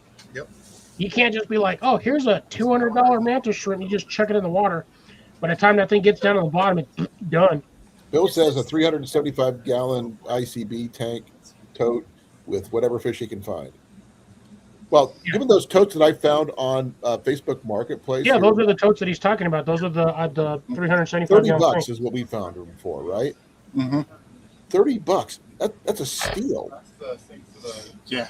No, it's I would probably throw a couple of bullhead catfish in there because they eat just about anything. In a pinch, you could eat them. Yeah, But, I If you're gonna do that, you might as well just throw some carp in there. no, yeah, carps I mean- get too big. They get really, really. Throw the damn catfish. Yeah, but Not- thing is, when not you the have limited bullheads. space- Bullheads only get to about 10 inches. No, I've seen them this big here in Iowa. Bullheads. I'm talking about bullheads. Is it a bullhead or is it a Flathead. Flatheads. well, flatheads too? But no, There's blue cat, flathead, channel cat, all that stuff. I know the difference. there is another type of bullhead. Yellow cat. Yeah, yellow cat. They do get bigger. I'm talking about a bullhead here in Texas. Well, here ones in that we Iowa, have. we get big ones. They only get to be about 10 inches. I had a friend of mine put a bunch Molly of them just in her still pond honey. and fed them, and the biggest one that we ever pulled out of there was 10 inches. Jeez. I mean, but yet as a 10-inch fish, basically as a catfish, that is not a lot of meat. Yeah, but they get big around. That's still not a lot of meat, though. Like I said, I mean, the in a fillets are pinch. what, half-inch, maybe. But the thing 3/4 inch? is their body will digest the bad stuff and convert it to good fertilizer in the water. Don't forget, you also have prawns too. Blue streak. Oh, actually, ours here in Iowa, apparently we get up to 14 inches here. So that's about what I said. 14 inches. Not that big. So black, apparently up in Bill's area, they're hard to find. Gesundheit, Mac. But you have to have them in an area. Gesundheit, Mac. Oh, 3 sneezes. But yeah, I would throw a couple in there Go just back. for that, and then I'd be like Jason. I'd put some bluegill or even some crappie in there because they only get to a certain size. Yeah, you can get slabs, but they're easier to maintain. Yeah, I was gonna say getting a slab from either a Okay, bluegill or a what's a crappie slab? is that's a challenge in its own. Is you got to feed the hell out of them things. What's a slab? Basically means a huge fish. The fillet. Okay, I wasn't sure of the term, so please forgive me. Slab, like they Slab call of meat? the bluegills and crappie when they get to a certain size, slabs. Yeah. Okay, that's the size that corn-fed usually catches. Yeah. You Now, almost caught Like the Matthew Jess, outdoors. yeah, you can do several types of the totes. You can use one for spawning. Then you got your next tank up, and then you can keep growing your bluegill. I've seen videos about people in Florida finding abandoned swimming pools full of fish Mhm. after hurricanes and stuff like that. And these guys are trying to rescue the fish before they get killed or something. Yeah, but most 90% of them are invasive. I wouldn't know exactly because I don't. I've seen a couple of them where they're pulling red-tailed catfish and cichlids. They are common. cichlids. Yeah, and cichlids are common. It's like some You would weird think the catfish lungfish. would eat the cichlids. No, not I these do. cichlids. These cichlids were huge. Yeah, they probably do. The big catfish probably do. The big red tails probably do. I don't know. But we're talking, when I say big, I mean 30 plus pounds. Oh no, You know. I didn't see anything like that on those. Yeah, we're talking river monster catfish, Mhm. like the ones that take fingers. My dad caught one with a head this about a little over 14 inches wide or better, and it was like 4 or 5 Yeah, that'd feet long. be considered a river monster at that point. That's probably 15, 20-pound fish. Oh no, this one was about 40. And how long was it? Like 5 feet? And I agree with you there. No saltwater It tanks was for me edible either. because Dad made 1-inch steaks out of that dang thing. Yeah, see, those would be slabs. But I was a kid when that happened. My brother put his arm all the way inside it without, I wouldn't do saltwater tanks either. Way too much to maintain them and keep the pH balance on that. Because if it's off, everything in there dies. yellow catfish. I don't think I've really seen yellow catfish, to be fair. Heard about them, never seen them. Dad might have before. Yellow bullheads. Oh, okay. And I've never called them yellow catfish though. Yeah, they'd be yellow. Like the ones that we have here are either a really dark green or a black. You see them like swarming in little big groups. Generally up here. This is going to sound stupid now that I'm thinking about this, but Procoscomus. No, Those things are Get one of them invasive. tanks. you don't want it. It'll eat everything. It'll eat your fish, Eat your roots. but in your roots and stuff. But then it's also getting rid of all the algae that's feeding your plant and fish waste. Oh, yeah, I've seen those things. Like, And not I had edible. a buddy of mine that had one, and that sucker was like 13 inches. I'm like, bro, what do you feed it? 'Cause I had- the tank is like I had 4 one foot that clear. was I had one that was close to 15 inches in my koi pond, and when I put him in there, he was only like this. Yeah, because when that's I usually took where you find when them. I You only took him find out, them at 'cause like I 3, had- 4 inches. I had a 16 and a half, 17 inch koi in my pond that he decided he wanted to eat a chunk out of its side and kill it. Okay, the algae eating catfish, or is that whatever they're called? Yeah, that's the Procoscomus. That is basically No, not the Procosmus. I know what riverfish. those look like. This was not that. It was another one. Looks similar. They have what they call sharks, but they only get to be about 7 inches. I saw the sharks, but this wasn't that either. Then I have no idea what you're talking about unless it's an impossimus cat. It's not because the Procosmus got that the ridges and stuff like that. This Starts one with did not the have any P. of that. Pacosimus. It wasn't yeah. a Procosmus. Pacosmus. It wasn't one of those. No, so the I forgot the name of it, but It was an yeah, algae that thing eater, but basically that's all looks I like know. it looks like a lamprey stuck to the bottom of a shark. This Is was what not the that. Procoscomus looks like. Because it did like the texture, the like layout of it looks like a shark because it doesn't have the up and down; it has the side to side tail. which, for all intents and purposes, that could very well be an ancient species of sea creature. Okay, this was the Autosynclus catfish. Yeah, the white, they black. they have many different This types. one's not the same as Procosmus though. This is it's gray, black, gray. Again, picture of yours. I would choose bluegill. They reproduce very quickly throughout the year and in good numbers. Bluegill and plenty of minnows. Yeah, if you can source the minnows for free, yeah. Yeah, because you can catch them out of your ditches, lakes, rivers, wherever. Matt, but in they order for me to catch those out of my ditches actually have to have water in them. Yeah. Okay, there it is. Okay, get you a bird bath. I have a bird bath. Look in it from time to time. You can I order really them. think You I've can never order. approached it. They call them mosquito fishing. You can actually order them off of eBay and Amazon. You know, but they reproduce. But also, they're good bait source, food source for the bluegill and stuff. Yeah, I've got a couple bait shops in here. I could just be like, yeah, let me get a couple of these or a bag full of this and do it. I mean, I've thought about doing that outside, doing like an outdoor automated aquaponics system, but like, I don't really eat fish. But that's the picture right there, Cliff.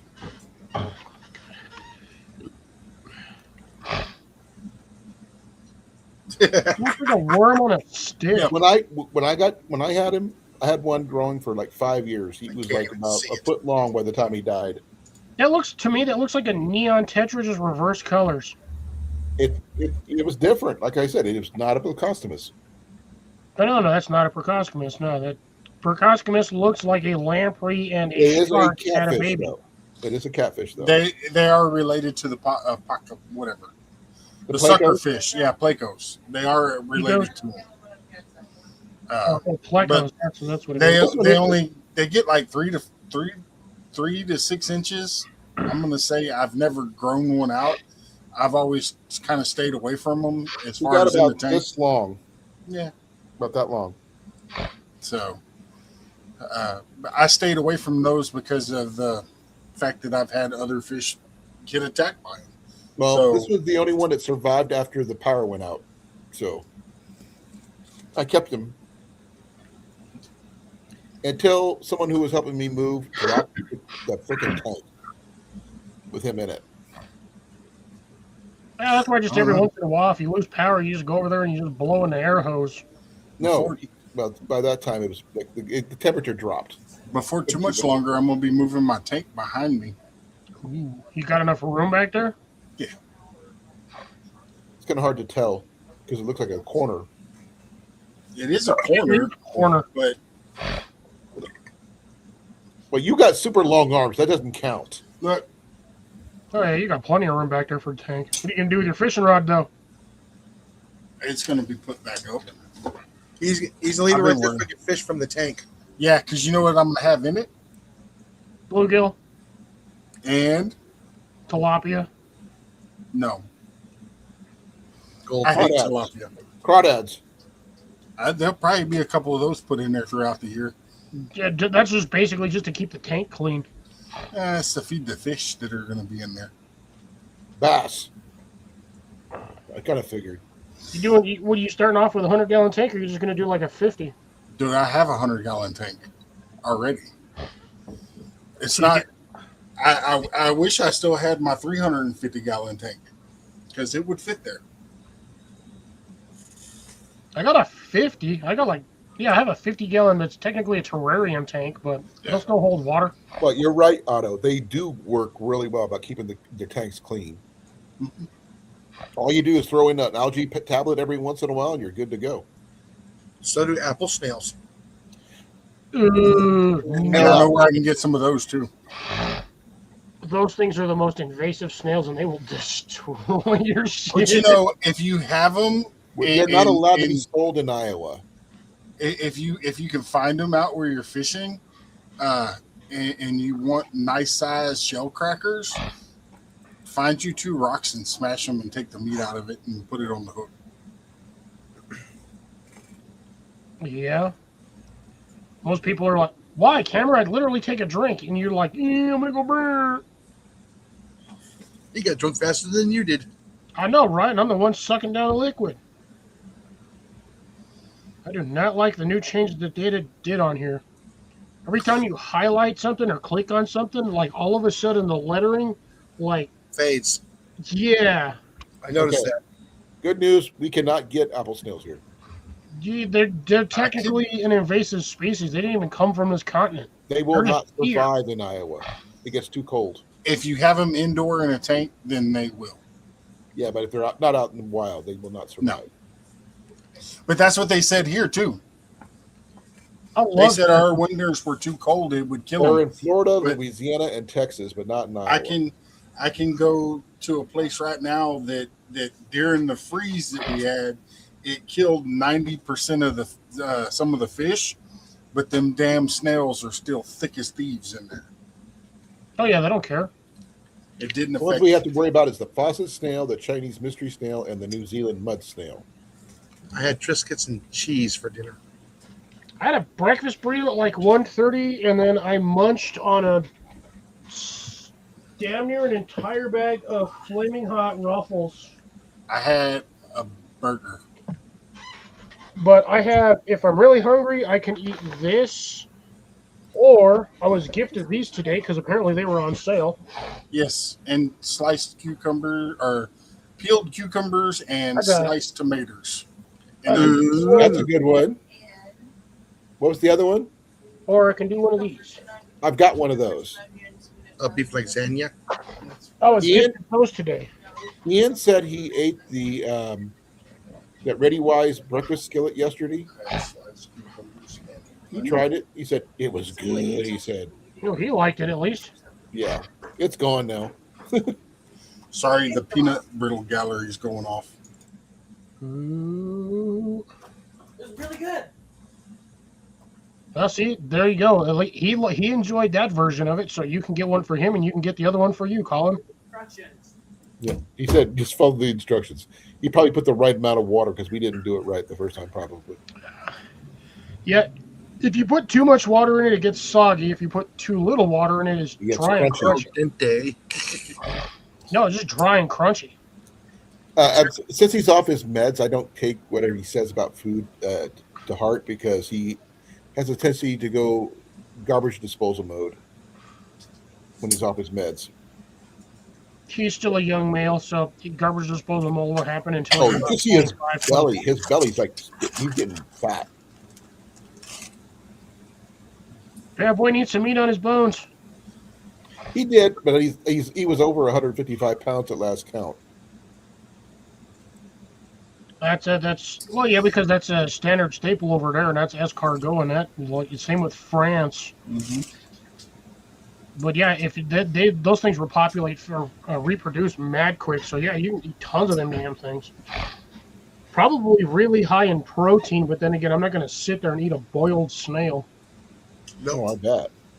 Do they come out of the shell when you boil them, or do you have to like crack them open? You got to pull them out.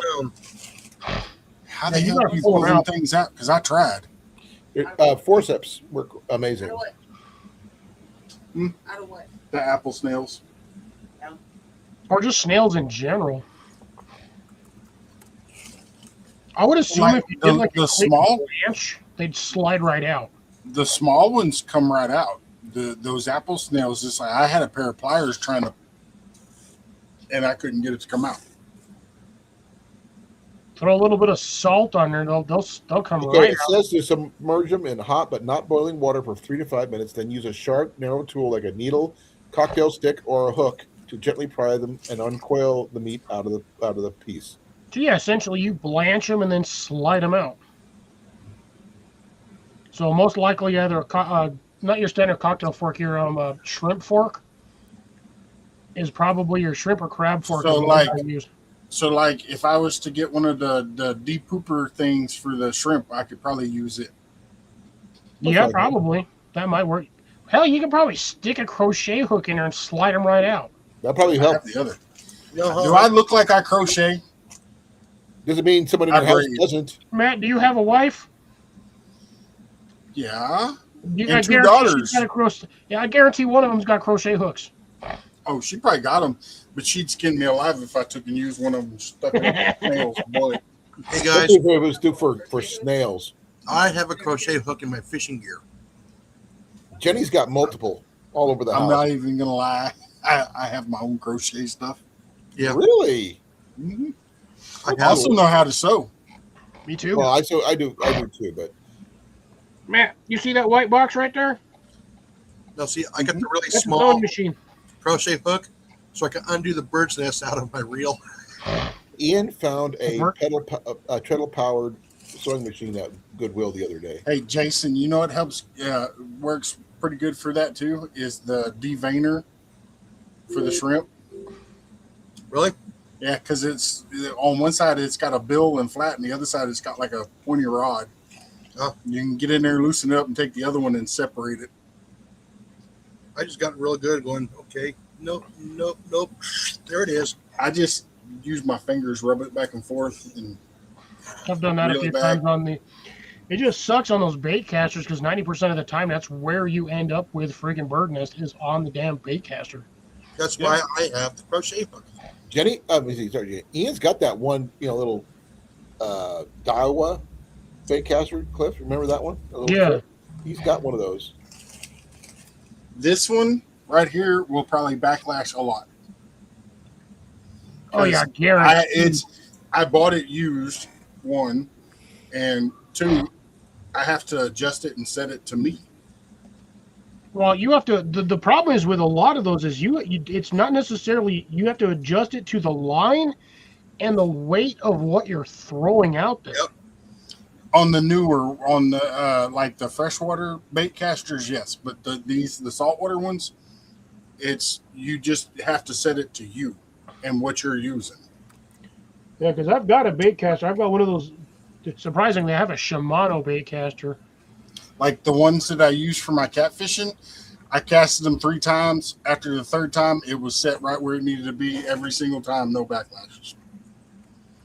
Do you do the thumb on the reel just to kind of keep it from doing that? Yeah. Well, you have to on these and like those because they're like this big, So These? Regular spinning reel. I have those too, but Oh, I got those too. now we're referring to like the big catfish bait casters. Yeah. I've always wondered how like the big bait casters they do for like swordfish and like deep sea fishing. It was like 5,000. Those are just dropped down. Yeah, I was gonna say you You ain't don't cast casting that. You're just kind of letting go of the button and just watching that thing go down. If I was big enough, my hand's big enough. But if I was big enough to actually swing one of those rods, I could probably do it. It would have a hell of a nest at the end, but it would go out. But I'd literally have to put my hand in there and hold it. Instead of my Yeah, thumbs. you ain't holding that with your thumb. And when I'm casting the big bait casters that I use for catfishing, my thumb's doing this. Just grazing the line, not putting pressure on it, just going back and forth. It just helps keeps it, from free spooling. Yeah, so kind of one of the reasons why I don't use my bait caster because I think after about the 3rd or 4th time I got bird's nest on that thing and I was just like, you know what? I am like $30 worth of freaking fishing line every time I do it. I'm done with it. And I use spider wire most of the time, so like, it's not like you're gonna snap it just chucking it out there. And the last time we went fishing, last time me and Cassidy went fishing, she said she wanted to learn how to use the bait caster. So I might have to go find her one. Personally, I don't like using the monofilament on the bait casters. I feel like the minute it gets snagged, it's just gonna snap the minute that tension hits. I have seen it do that. I mean, me personally on mine, I think I run minimum like 15-pound test spider wire. And honestly, even with 15-pound test, you can catch a 30-pound fish without even trying. See, and my salt when I go saltwater fishing, I use a heavier monofilament. 20 to 25 pound minimum. But the reason is because it's not because of the fish; it's because they're running through all kinds of stuff. Yeah. Sharp stuff. I used to originally minimum was 50-pound test spider wire. But good Lord, the minute you get a snag on that one, you might as well just cut the end of the line off because you ain't getting that shit out of there. Mm-mm. Now, you can possibly do it. The only problem is if you're using the reel and the rod to do so, you're digging that line into itself and it locks it in there. So what you have to do is you have to back off, set the rod loose on the shore, and just start wrapping that line around your gloves and just yanking. That's when you get some heavy monofilament and make your own leader to put at the I've end of got it. That way 3 you foot can leaders with spider wire on there and that stuff. Yeah, but see, if you snag that, you're not going to get it back. At least with Good night, this, Cecilia. at Nice, least Cecilia. with this, you can pop the line here and still have a whole spool of your braid or spider wire or whatever. Yeah, well, that's what I'm saying. Like, if you get a snag with spider wire, the easiest thing you do is loosen the line, give yourself enough slack so you can set the rod on the shore. Hi, And Deb. then you have some gloves Yeah. on, you just wrap around and you just start pulling slowly. 20 Most of the survivors time you're clip. snagged in rocks. Alrighty. 20 Yeah. current survivors. Good night, Cecilia. Good night, Cecilia. Cece. Quail. Oop, And Deb. nice. All right. Awesome, Deb. Be well, be safe. Thanks for the update. Yep. See, that's another thing that I want to get into is quail. Update on my fishing lure thing, if you're interested. I attempted to use my fishing pole and setup yesterday until I got a bird's nest. It killed everything. That's why I like the open bail reels. That's what I had. My How open do you base get a reel. bird's nest on an open bail reel? Good question. The line. I have a few ugly stick rods, and as a matter of fact, my little dock runner, it's made by Ugly Stick. I got a dock demon in my office. Yeah, but my question is how? That's an open bail. How do you get a bird's nest on that? I don't know. It's not really that hard. It happens sometimes. It's just that I haven't used my fishing pole since last year. Is it brand new line? No. Because that'll do it. Yeah. Not using it sitting in a garage or in a hot space will cause it to do that. I got mine sitting in the back corner. I could guarantee I could go outside right now down the street, just chuck that line out there, and I would not get a bird's nest. And that line has not been touched since 2022. And also having the right amount of fishing line on it. Oh, I had has plenty of line. So even after the nest, and I'm getting rid of that. And if still you works. if you serious fisherman, if you want to push it to the limit and put as much on there as you want, I highly recommend getting warm water, not boiling water, but warm water, and dropping your line in it and reeling it onto your rod. Because it'll unkink it. Well, it'll also help it Alright, love you. stretch a little bit, and it'll seat in there better and keep good memory. So you're not going to have all this when you open it just go boom. Well, Well, it was casting at the time when it went. Well, isn't that why they have those line reels where you basically it's just like a little setup that's on a like swivel, Ian's and got you one of just those. put your reel on there, and then you line your reel up, and that thing will swivel around, spin around, do whatever it has to do. So you're not basically rolling up like a twisted line. It straightens the line out for you as you're putting it on there. Yes. But them setups ain't cheap, surprisingly. Oh, you can get those things on Temu for about $3. Ian's got one from a thrift store. It's in But but that also makes that is doing that, but in the same sense though, it's not stretching it. Well, I've seen people who are like, they'll just take the whole reel of line and just stick it in warm water and just let it sit in there for like 10, 15 minutes and then You reel can- it that way. They'll reel it right you out of the can- bucket.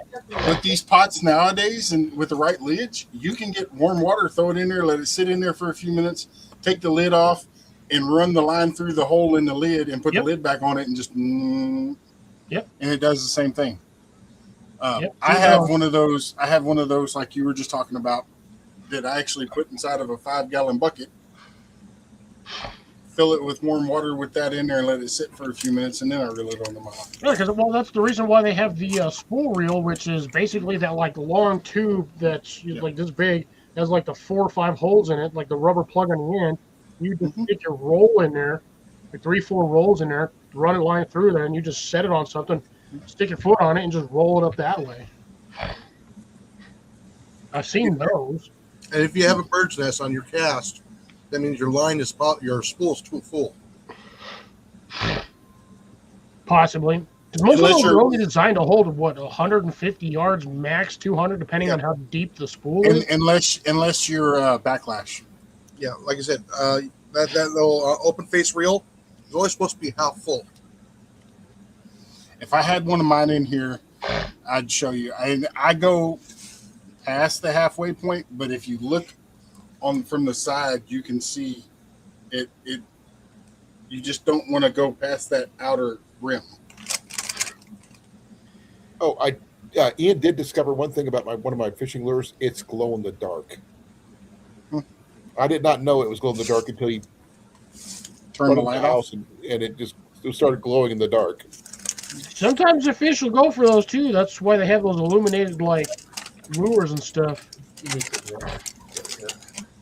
So mind you, those are the expensive. When you got a fishing lure that glows like underwater or flashes, those are the expensive ones. I'm pretty sure Matt has a few of those. Ow, ow, ow, ow, ow.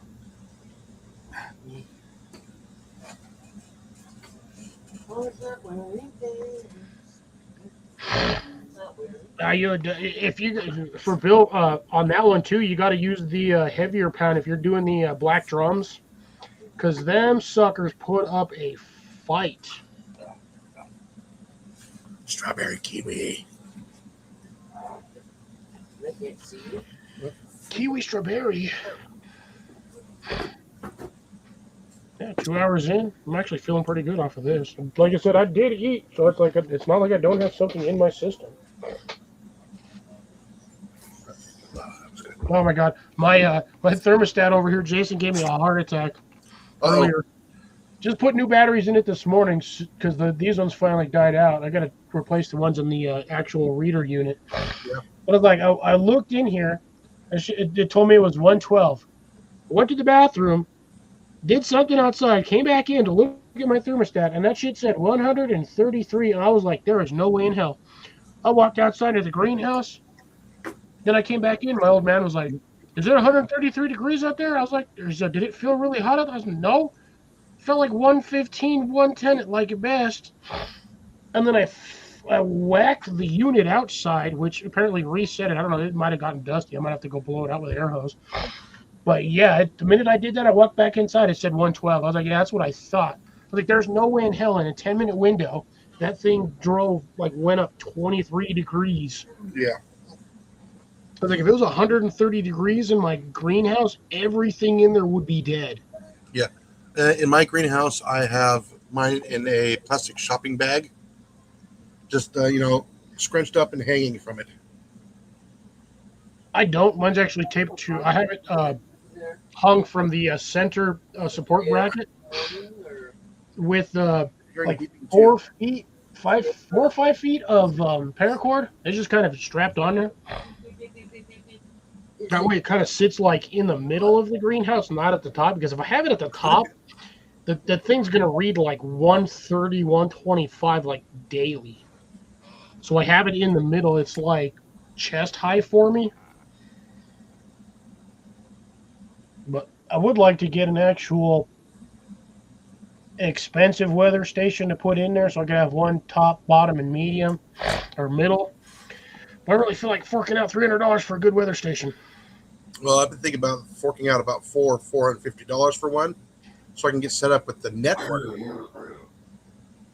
so I can talk to all the other ones. Nice, Bill. That's awesome. Speaking of rods, how's your mom and dad doing, Jason?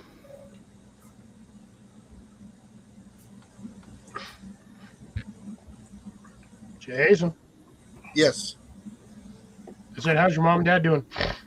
they're doing good. My dad's supposed to be here on the 31st. Nice.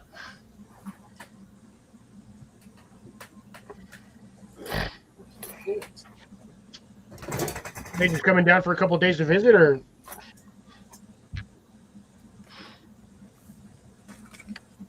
Okay. Everybody went away. Matt did something. I'm pretty sure he's got to go deal with the peanut gallery. The peanut brittle gallery. Turns out this one here glows in the dark. The pink chartreuse shrimp. Yeah, I didn't think it did until I just like Ian discovered it when I was taking it in from using it the other day. He said, "Dad, this thing glows in the dark." Hit it with a flashlight for a couple of seconds and be like, "Bloop." Especially black light. Oh yeah, you get black light or UV light. Oh my god. Let's see if I can get this thing to glow without it. Oh yeah, it's 100% glow in the dark. Yeah, You got to take Colin. You got to get one of those like cheap black lights. Hit that sucker with that for a few seconds, and then chuck that bastard in the water. I guarantee fish will snag that in seconds. Yeah, from what I gathered, this one's supposed to help catch bass too because they think they're crawdads. Oh, my battery's almost dead. I'm sorry, bass will eat. It doesn't matter if it moves. A bass will eat it. If you see it flashing, it's because my battery's almost dying. Oh yeah. I need to put a new battery in. Unless this is the rechargeable one, I gotta check.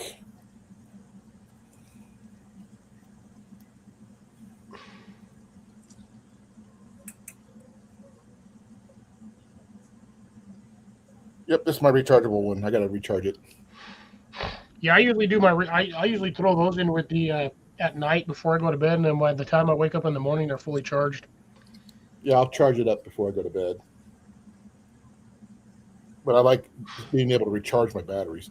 I want to get the ones with the USB-C, ports on the side, so put them in that way. I don't believe they make the AAAs in that version. They only do the AA's because they're wider. I think they do.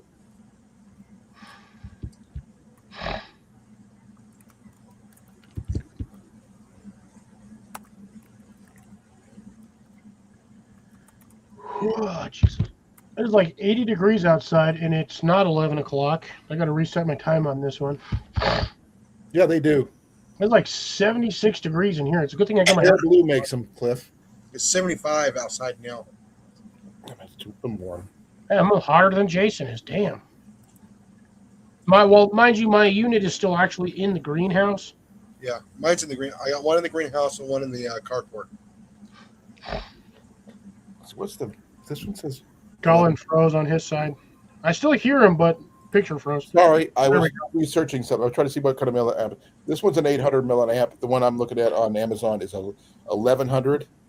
It's a USB-C where it plugs into the side of the battery, which would look great for a solar panel setup if you wanted to recharge your I battery. think this one's an 850. I think you can get the ones from Harbor Freight. They're like 900 milliamps.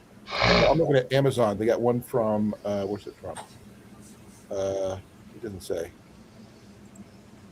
Oh, that's what did Bill. That's the same thing with salmon too. Salmon like to run in the colder waters too. Matt, I got a question off your right shoulder. What the hell is that pink dot? Oh, lure. Or No, it's a leader. Oh, that's the leader you were messing with earlier. Mm-hmm. I didn't see that move for And some. it's not pink. It's orange. Orange? Mm-hmm. Looks pink on my side, but depends on the lighting.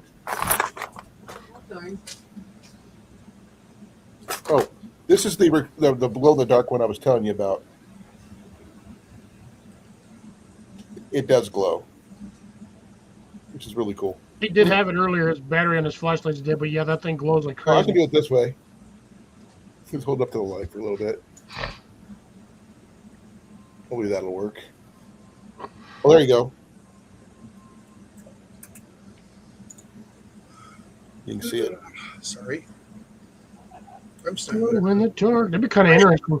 Got it too close to the camera. I can't get back any further than what I'm at right there. Look, see? There's too much light coming from your screen. That's why when I do things, I like turn off my screen brightness to like 0. I was trying to turn this to the black background like I had it before when I was paying How about for it, that? but I can't figure it out. Incognito mode. See, Look at that that. works. Yeah. You can tell it glows now. I'm not sure how this one actually works when you, how do you cast it? What do you use it? How do you bring it in? That kind of thing. But Same thing, almost the same way you'd run top water. You just kind of chuck it I out there. don't know. How do I do that? Well, it's got the leader tail on it. All you got to do is at the end of your I line, as long as understand you about have the casting swivel it out connection. and bringing it in, but what I mean, is there anything special for it? There's no weight on this at all. The green ball. At least I don't think there is. That weight. No, it's just a little. It's just the weight of the rubber and the hook. You just kind of lob it out there. And it's a single hook too. And just let it fall. Yeah, Yep. open bail and just kind of flick it out as far as you can and just go from there. A couple of split shots on it. Well, it should be heavy enough with the size of this hook. This hook is huge. Like Jason said, put a couple of split shots on there. About And 2 what's feet the away point of from this thing here? 2 Put feet it up on. from Put it in front of that. What is this? What is it for? It's a knocker. What's a knocker? Basically, when you pull back on the line, it slides back and slaps into the. That's not what I was thinking. I've never had to use one of these before, so I wouldn't know. It's like your front door. People knock on it when they want to come in. It's a noise maker. Yes. It's just a plastic, Yes, thing is all that I see it is. but it goes back and forth on the line, hitting the swivel and the bait, and it makes a noise They'll feel it. and a vibration in the water. Yeah, so about 2 feet from the lure, you put a split shot about 2 feet up on the line. Well, So the thing is, this thing is heavy by itself, so I don't know. Should it float? I'm stupid, so bear with me here. I don't. He's not what we. He'll even say he's not a fisherman. That's why they got YouTube University. I don't believe in watching videos because videos don't teach you everything. They just give you their highlights. They give you ideas that you can move forward with. But that's in their area, not where I'm at. I watch stuff all the time from everywhere, and I use a little bit of all of it in the type of fishing that I do. Yeah. It's called trial. I've never been one of those people who could watch a video and learn how to do something. I had to do it in person. Well, I'm not that person either. So I like can't I said, watch a video and figure it out. I just kind of add other people's techniques to mine, and if it works, cool. I keep doing it. If it don't, then I just try something else. Well, at least you have techniques. I don't have any. It's called trial and error. It's called I've been fishing since I was 5. I fish with a hook and bobber and worms. Exactly. That's all I've did ever I. done. I did that all the way up until like I was 15. I still do I that. started doing a little bit of bass fishing, but my dad got a boat, and then we were going in the bay fishing, which is completely different than any kind of freshwater fishing you can do. The most extravagant thing I did growing up was my dad had using live bait, worms, and a syringe needle and blowing air, injecting air into the tail of the worm to let it float. That's the closest thing we got for fishing with lures. Mm-hmm. That's it. No weights, just a hook, a line, and that. Surprisingly, that is not an unknown technique. A lot of people do that worm floating because it keeps out. You throw the weight about 6 inches below the worm. No weights. You have to have a weight, otherwise your worm's just going to sit there and float on the top of the water. No, it was the weight of the hook. The weight of the hook will keep it down to a degree, but I still had a weight on mine. Yeah, you just little tiny splits. But I only had a weight on mine because I was casting out past the grass line, and I needed it to get away from it. Past the grass line. But that's all I ever. That's the most extravagant thing I used. Oh, And see, and the only reason why I ever got into bass fishing when I was 13, 14, we got a new neighbor, and me and his son was like literally terrorizing every pond, every inch of water within 1,000 miles of our house. Well, that's kind of cool. You Yeah. had somebody to do that with. So It was just me. But see, and his family had money, and it was like, you need a bass fishing rod? Here, and they would just give me one. I didn't have that option. I got Chris, used Tommy, a lot. Okay. Stuff. John, If something doesn't work in 10 to 15 minutes, I change it. I'm like the same way. If a spoon's not working, I'll be like, all right, I'm going to go with a sinker. I've Sinker never don't work. used And see- spoons. I've never Tap any water. use it. and unless you're planning on staying in one spot, if you're staying in one spot, you're going to change your lures a lot. If you're moving along the bank back and forth, then you kind of try it here and here and here, before you change it. I need to have you in one of my lives if I'm fishing because you can explain this stuff to me because I can't move around a lot due to my knee being what it is right now. So yeah, basically you'll be switching lures out constantly, which The is thing why is, you I have don't to know- have a swivel connection at the end to make it so much easier. I do know that some of these, by using Google Glass, some of these lures are for trout, which I have to, in Iowa, I have to have an actual license for. I will tell you this: that lure you got in your hand right now Yeah. would be best used anywhere from sunset, a little before sunset, to dark. Okay, and it's mainly for bass. Anything It's- will bite it. Anything. I need like to know what the primary one it would be. That way, that's why I primary knew- target will probably be bass because they're more aggressive. Okay, that's the reason I'm. Don't sell yourself short because a lot of other fish are going to hit that too. Well, the reason is I'm trying to get whatever the lure type is Mhm. to catch the For fish that species. it's primarily made for, and that's what I'm going to try to go for. Yeah, I it's was I was sitting in a live yesterday and the guy was throwing chatterbaits because he was trying to catch a bass and he caught a freaking bluegill. So I mean, I know, but I'm just trying to catch the appropriate fish for the appropriate your lure. target fish is whatever's going to bite. Yeah, I was gonna say you If don't you're normally going- catch a if- bass if on a you're going chatterbait. It's not meant for one fish. You It's don't- meant for multiple fish. And actually, the chatterbait became famous because of saltwater fishing chasing reds. That's what That's I'm what saying. it- Bass wouldn't that normally was- go for a chatterbait. They're gonna go Oh no, for like a frog. bass love chatterbaits. But that's the thing with bass, though. If it moves, a bass is going to eat it. It doesn't care. But no, Essentially, it's when it normally because the bait has that blade in front of it and it's chattering going through the water. You can feel it, man. It feels like you can feel the drag on it. yeah. I mean, but it's also putting that thump and vibration through the water. Well, that- this one right here, I looked up, and this is this little one right here. They called it a golden trout lure. Shiner. It's a 25 Hi, Howie. gram golden trout lure. It's not just for trout. It's No, not. that's what it is. Literally, it is. That's what the name of it It's is. a spoon. That's what they called it. It's a spoon. How's it Well, going, We use Howie? those, How you doing, we brother? use those to catch flounder here. There's no flounder in Iowa. That's the one surprising thing I've actually caught bass on is a spoon. Yeah. But again, Bass, if it trout. moves, bass will eat anything. Well, I'm just trying to catch the appropriate fish for the appropriate lure because I got to need to know where I need to go to in order to catch those fish.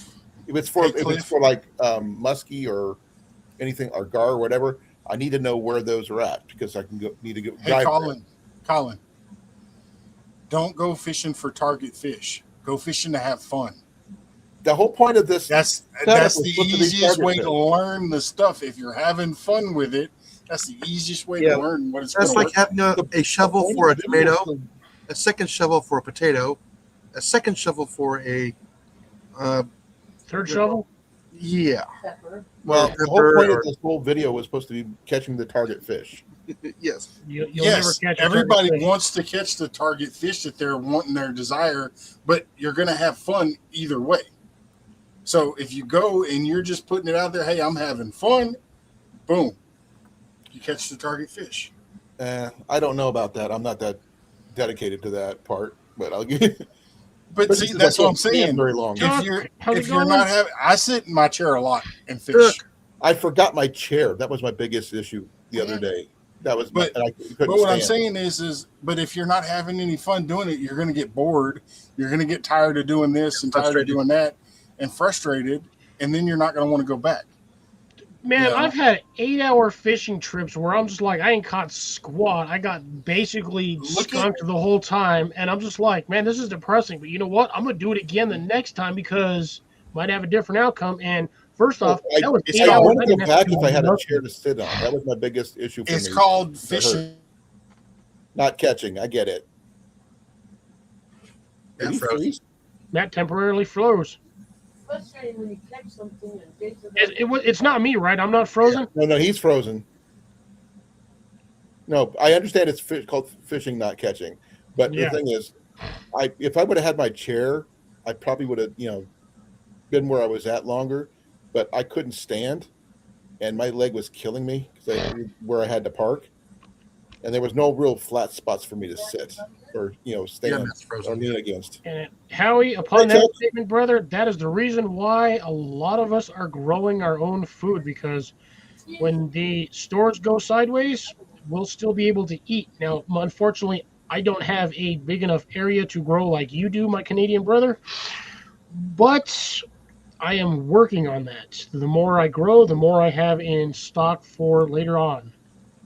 I plan on bringing my new backpacking fish chair with me a lot more because I have a place to sit because my knee could not handle trying to climb the banks to where I was at. Apparently, Matt's internet decided to give him the middle finger. Apparently so. Oh, that's not good. But I will try to give those other lures, but I want to try for a target fish. That's the whole point for me. Because Ian was always been able to say, I'm going to use this lure to catch that fish, and he does it. I don't know how I he think he does just it. gets lucky. Welcome back. And I understand about target. What happened, Matt? Did you touch a button? No, You got frozen. it is. It's this thing that you're using doesn't like me. Oh, StreamYard doesn't like you. I have an issue with Streamlabs. Half the time I can get on, half the time I can't. Yeah, I don't like that one either. Well, as I'm going to, before you disappeared, I was going to tell you that I'm planning on make sure I have my chair with me from now on. Yeah. I need a place to sit because I can't stand. But just go out and take the lures, and you know what they recommend. They say they're for, and try, and whatever you catch, just have fun. No, I plan to record everything I catch. It's just what my approach is. I want to at least try to catch what it's made for, because that's more of a challenge for myself, not just because for fun. Don't get me wrong, I love fishing. If I I'm want going to to say that 30 I to would just 60% carry of the more. time he's going to catch the elusive stickfish or the seaweeds fish. I expect to catch a rock. I expect to catch a clam. I expect to catch everything else, but what I want to A catch. tree pounder. He gonna Yeah. catch a few of those. Tree pounders suck, especially when they're waterlogged. Ian caught an actual clam, a live clam. How the hell? Texans down under caught a live oyster. Yeah. The thing is, how do you catch one of those? I mean, it's not something you were expecting. You heard It's what a reaction you heard. close. You heard the peanut gallery. I missed it. Not just hooking the shell; it actually bit. That's what happened with The Ian. What? It's Your a clam. it's a reaction Cut. close. Yep. Yeah. Something touched the no, foot no, and it no. closes. Oh, God, it's too bright. Okay. I'm trying. I'm not modest. Ian's he doesn't have his. He's in his sleep shorts. I'm in my underwear. We don't need to see that. Here, I thought you were in the house, but hey, you know what? Right, 4 No, minutes. Ian is still a better fisherman than I am. Jason, what time you got to work in the morning? 8. Oof, early morning again. It'd be nice if it was 6 o'clock. Yeah, my tent did survive a hailstone. Yeah, I don't have a lot of oysters down where I live, unfortunately, Brother Howie, because I live in the desert. Ian, like I said, he caught a what we consider a river clam. A river You clam. have mussels there. In the No, I lakes and don't. I'm a rivers. fat Mussels? bastard. No, I'm talking about in the water. He didn't specify. Not in my area. We gotta have water first. I live in the desert. Do you? Millions of You small have a bait camp. are working everywhere. Do you have a lake or river or creek? Hey, Ian, can you do me a favor? So Another one. No. The supposed river that I we don't have know over anything to here do is currently being dried out by the I'm a-holes holding up off and trying to make north that Lowe's storing last. the water. So I'm Oh, going to be watering yeah. that thing for Before 4 more you do months. anything else, I want you to do something for me. And it's like a 3-hour drive to the nearest Disposable lake. battery. I need it for charge. Are you referring to the Muddy River? Yeah, the Rio Grande. Mm, Yeah, aka the Rio Grande Ditch is what I like to call it because half the time that's about the amount of water going through it. Oh, yeah, I am going to be making venison burgers tomorrow. Or the next day. When the venison's Okay. thawed. The charger's over there. I'm going to use my charger. Ooh, So my battery's dead in my flashlight. that's awesome, Howie. Yeah, because I seen your harvest on the garlic harvest that you pulled off, and that's a lot of garlic. Even though they're little garlics, that's a lot of garlic. What do you? Okay, other than the obvious, Italian food, what do you use garlic for? Damn near everything. Yeah. Hey, if the vampires come, I don't want them to come and messing with me. I get that. Pasta, chicken. Colin. What? Colin. It's second to index.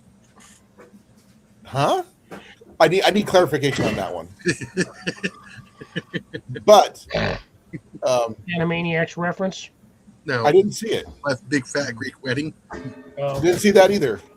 Oh my goodness. But I was going to say there was a place when I was stationed in California.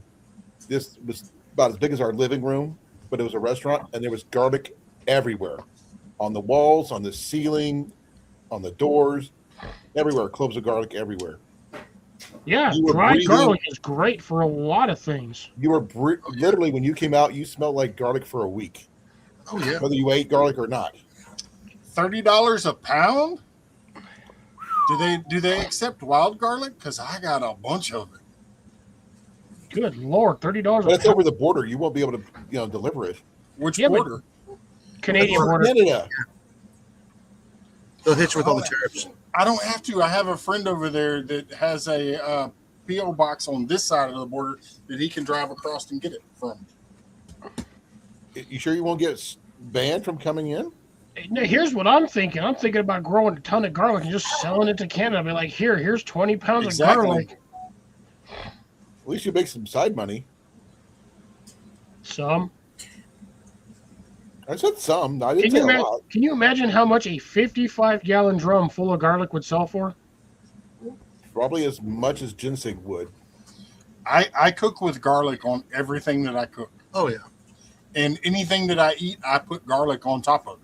Toast? Just Just plain garlic toast? is technically a superfood. I put garlic on my popcorn. Garlic in it. Yeah. I've heard people do that.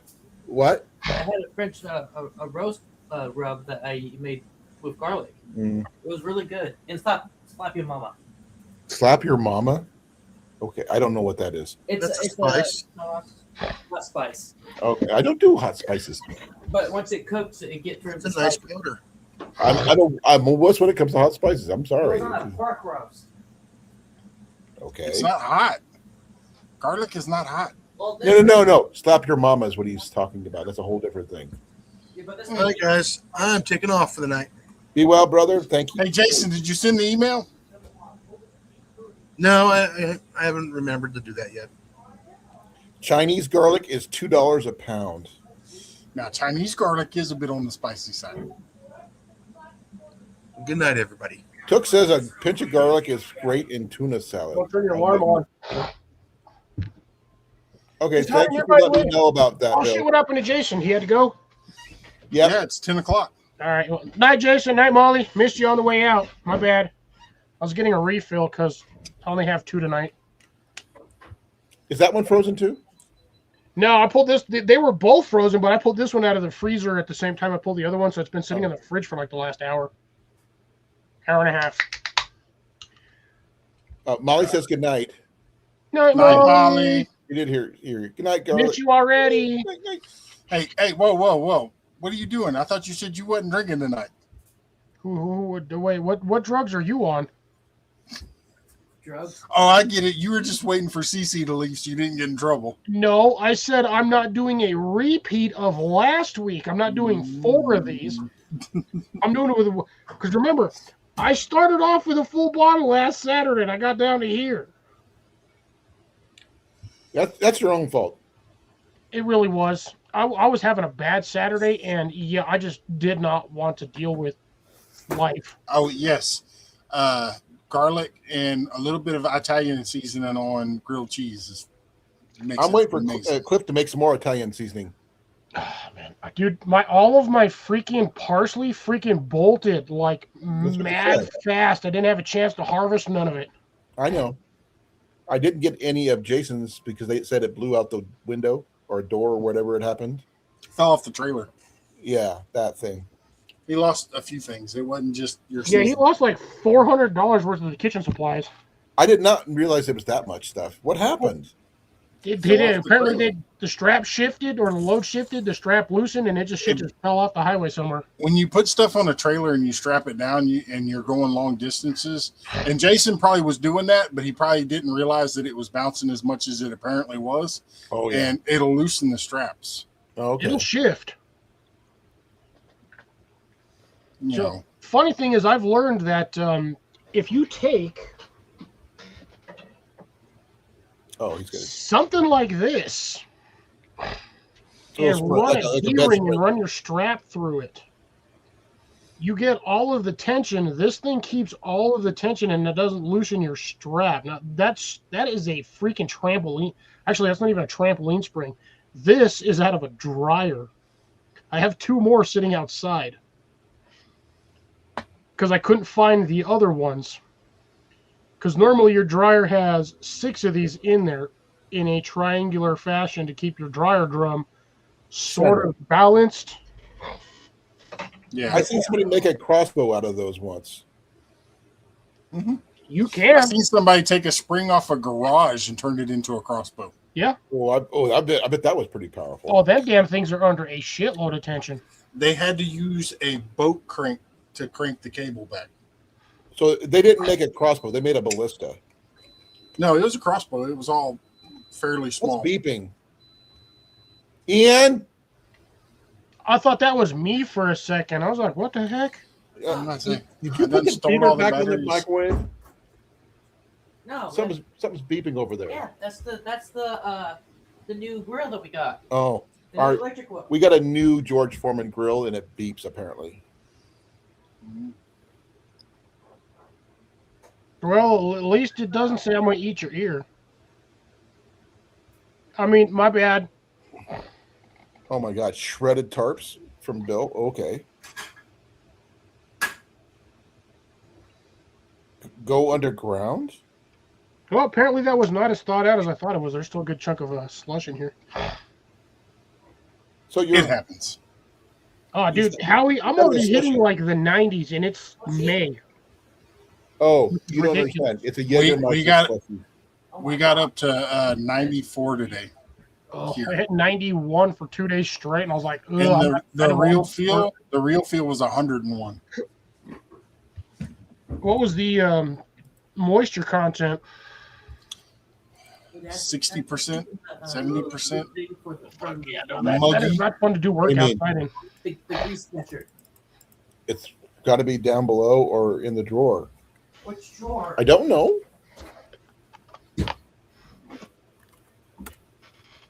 By the way, this is how we're going to open this can right now, because there's No, still a good look amount for of the slush. item itself. 30-year-old scissors. Check the counter too. That's a good way to sharpen your scissors. It really is. Bro, I've had them scissors since like 4th grade. Just tell us how young you really are. Molly is still here. It's been nice up. Yeah, Jason's the one that has to go to work in the morning, not Molly. but yeah, we're down here on the coast and it's warming up and humid. And we got rain last night. I didn't even know it. It was 83 here. Damn, you got rain? Lucky. Yeah. It was everything was absorbed into the ground by the time I got up this morning. Do you need help, Ian? Look, it's the world's tallest Red Bull can. Ian is stressing here, folks. I'll be right back. I'm actually shocked how easy that slid into the other one. Yeah. Now I got a 18-inch soda can. Oh yeah, that sucker's in there nice and tight now. I should have lined it up. It would have been funnier. It's all offset now. You talking, Molly? Are you talking about it's been nice over there weather-wise, or just been nice in the chat? Well, aside from the retard trolls, but I'm assuming you mean weather-wise. It's not Weather. super hot.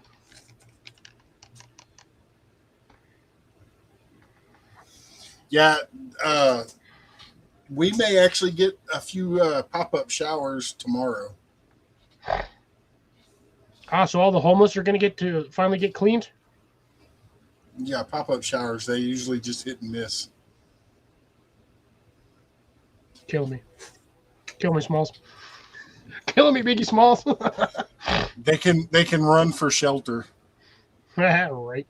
So, hey, Jason, quick question. I was mentioning it yesterday. I think we were talking about it because some people were asking about the 5-gallon bucket challenge.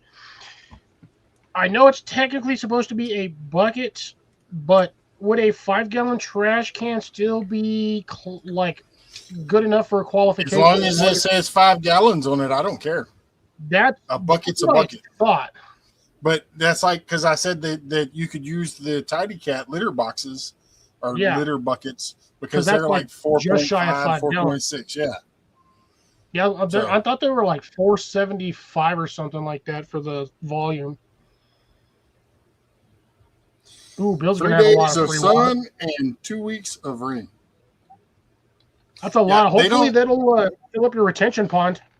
They don't charge you for collecting Hey, rainwater. Stephen do and they? Jacqueline, how's it going? Some What up, places- Cooking with Stephen and Jacqueline? Yeah, there's some places in the U.S. that do that. Do what?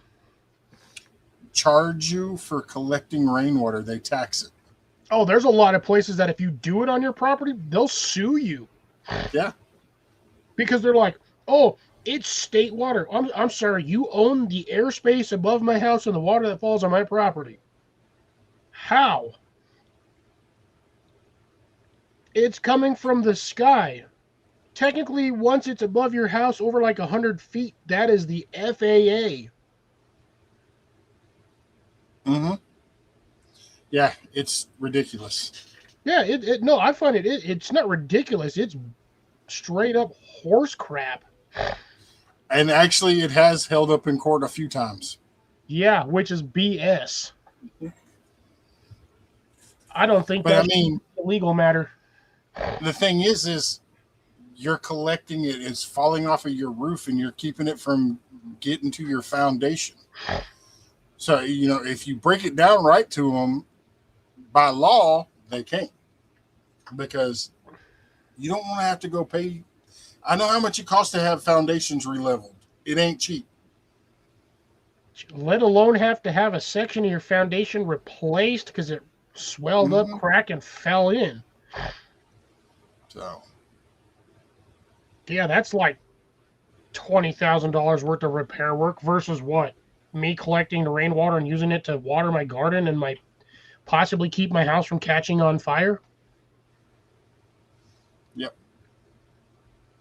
Yeah, rainwater, that's essentially what a lot of places do is they use that rainwater as what they have to replenish the aquifer systems in those states. But here's the thing. If they didn't want you to collect rainwater, why put a gutter system on the side of a house or on any house for that matter?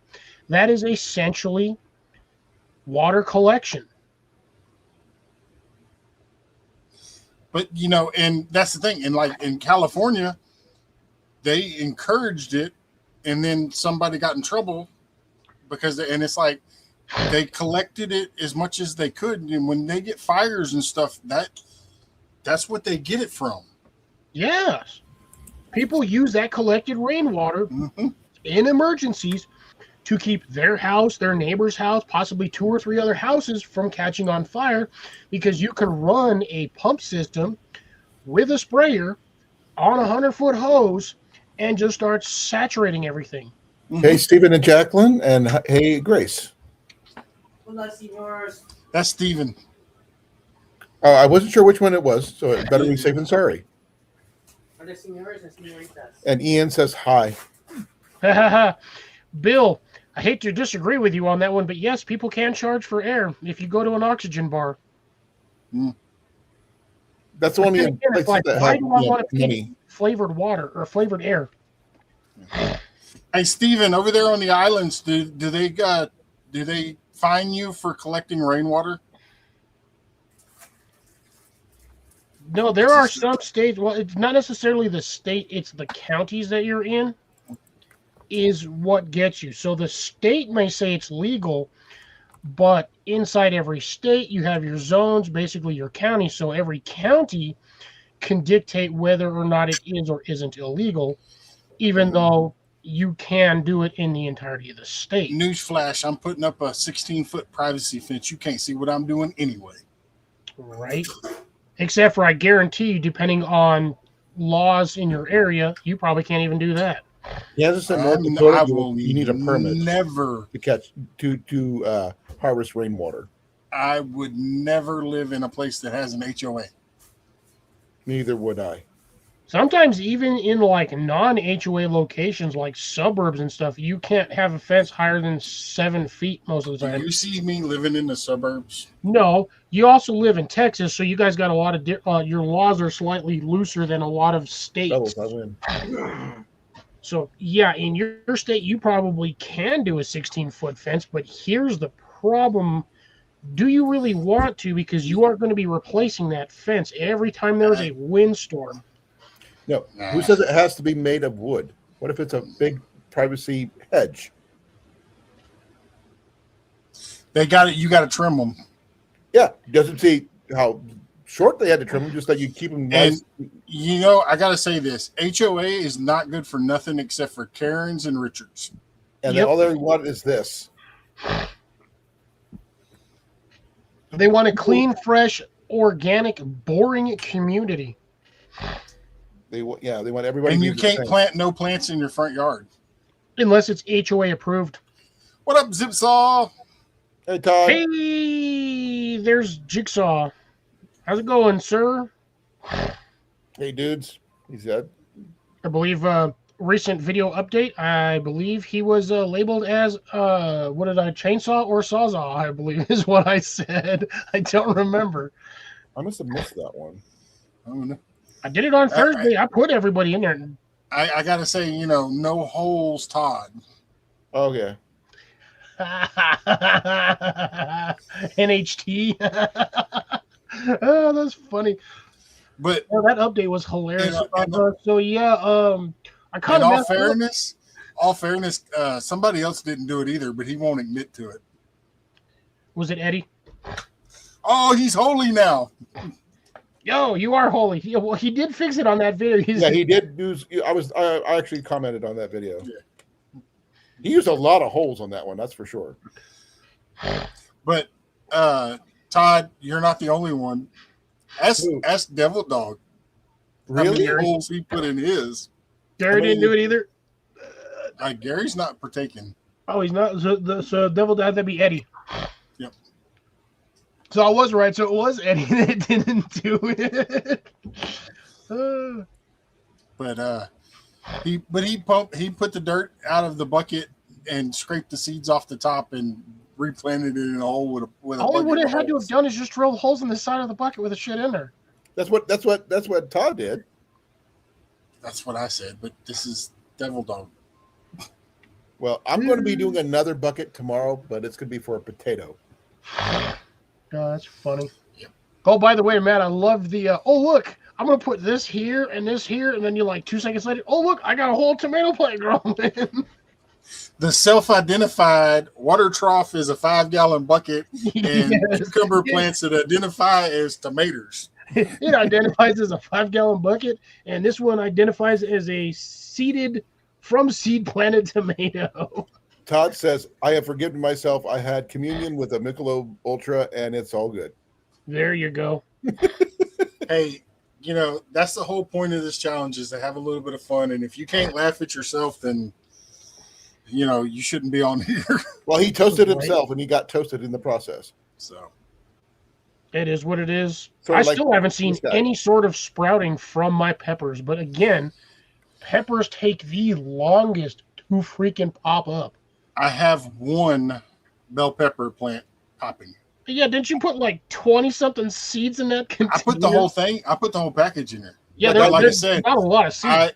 I once they start growing up, I plan on picking them out, keeping the whatever. But Survival of the fittest. I plan on popping them out and putting them in the other stuff because we eat a lot of bell peppers here. This is my first time doing peppers, so I'm going to give that a shot, and I'm going to plant another potato tomorrow. But while I do my update for my peppers, because they saw the same 1 week update.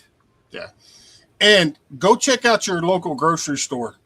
Somebody did a video, and they're in the challenge. If you do the hashtag 5-gallon bucket challenge, they went to the grocery store, to the local butchers or whatever, and said, "Hey, do you have any buckets?" And they gave him buckets for free. I got 2 buckets from Walmart. Butcher shop. What? The only thing I can at the grocery store. Sort of like where you get your fresh meat and stuff. That would be Fairway. Fairway's Really? the only butcher shop we have. Maybe Hy-Vee, possibly. Your grocery stores. I'm talking about our grocery stores. There's a difference between a grocery store and market. Same here. Okay. But yeah, they were like, they went in there, they called, and they said, yeah, we got a couple, and he ended up getting like 3 or 4 of them for free. I'm trying to think of what would come in a grocery store in a 5-gallon bucket that they would empty out to just use and just have as an empty bucket. Seafood that they sell by the pound. I would assume that would just come. No, you're right. There would come frozen in a bucket. But they also they use, like, for their saws and stuff, their special greases that they have to use for them.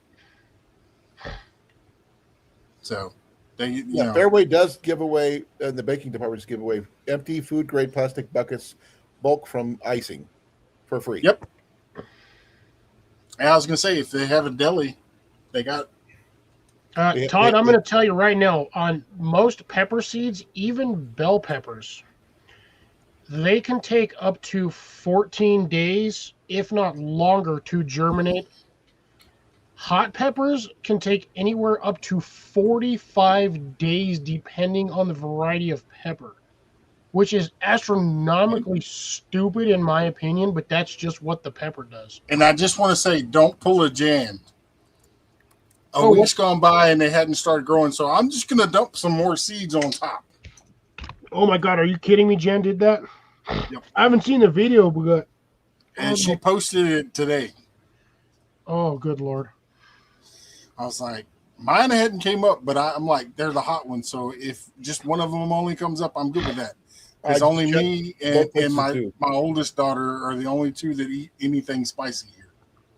No, I just checked Hy-Vee and Fairway, which are both places that have meat counters, to have that available. So okay, I just got to call ahead, and if they'll set them aside for free. So that means they have though Hy-Vee does have 3-gallon ones and 5-gallon ones, depending on which ones you want. I still have 3-gallon ones would actually be good because of the height. That would actually be good for like radishes. But again, you don't do spicy, so radishes might not be in your best interest. I actually have trouble eating radishes because they literally really burn my mouth really bad. I might be here. I don't know. Here, our local produce section has a butcher shop in it, and they get fresh sea shrimp from the Gulf Coast in buckets. That's what they deliver them in. They fill up a bucket with ice in them, and ship them and it takes 20 minutes to get there. They sometimes have lobster in tanks at our house. And a lot of the crawfish coming over from Louisiana, they use 5-gallon buckets with water in them, frozen inside the transport. We don't get that here. I'm saying the ones coming from Louisiana. Yeah, we don't get crawfish here. We can seine them for all we want, but we use them for fish bait. We get crawfish here, but that's only at like the seafood restaurants. It's not like you're gonna like, and especially like your major And grocery see, store. you can hit up fast food restaurants in general. A lot of their stuff comes in bucket bulk. Yeah, So much- majority you go to like burger places that do like a lot of burgers. You can, I guarantee you're gonna get a yellow bucket. Cliff, I emailed you some garden pics, garden porn. Oh, Bill's sending me dirty pics. Mac is watching you, Cliff. Megas. Oh, he's nice staring at the bottom of the camera. Megas, attack us, a crack us, a whack us, a smack us. Are you staring at me, cat?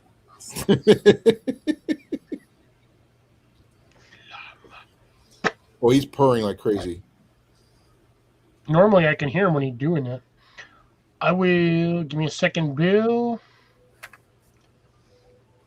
What do you think, Mac? Are you telling me you want me to show dirty pics? Dirty pics? Oh, Bill did send me something. Ew, he's sending me garden porn.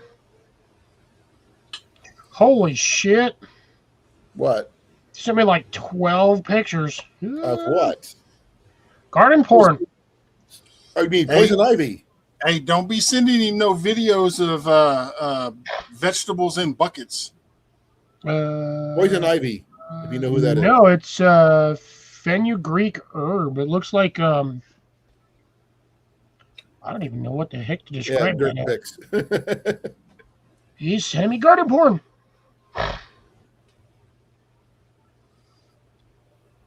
I don't even know what that is. Like, is that an edible herb there, Bill? On that first one, the fenugreek? What is that? Sounds edible.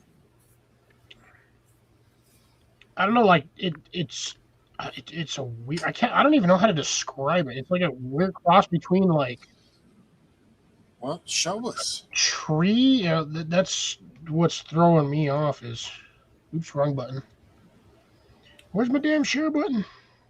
All survival herbs, 40 plus grown. I don't know what that is. I do know when we get to our new place. So that weird thing, What is it? fenugreek. I don't know personally what it is. It looks kind of like bay leaves. Almost. And he sent me. Let's see. Apparently flowers as well. He ain't even got nothing. He's got pots of dirt, and he's all here. I do see the sprouts though. That doesn't really help me on that one, unfortunately. Get out of there. He's got herb rose. Let's see. Oh, gee, that's an interesting way of doing it. And one random. Oh, hey, there we go. That's his garden itself, right? That's just like a little random herb garden.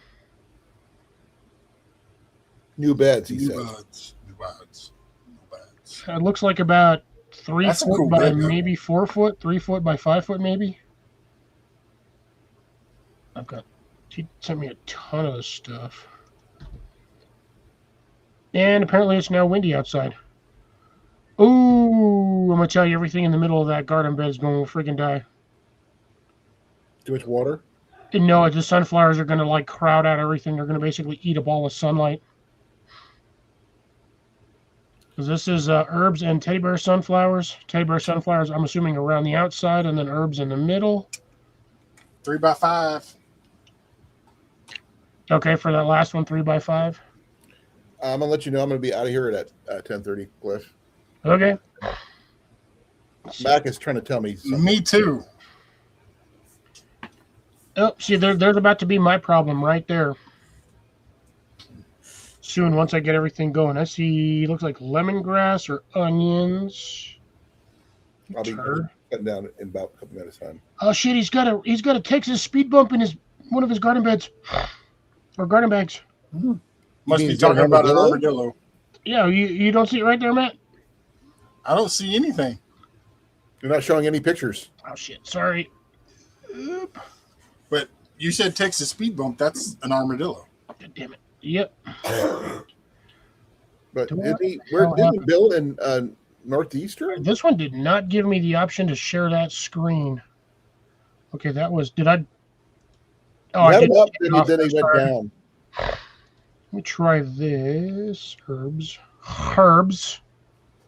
It'll give me the Herbs, option. that's what's happening. Give me a second here. Share screen.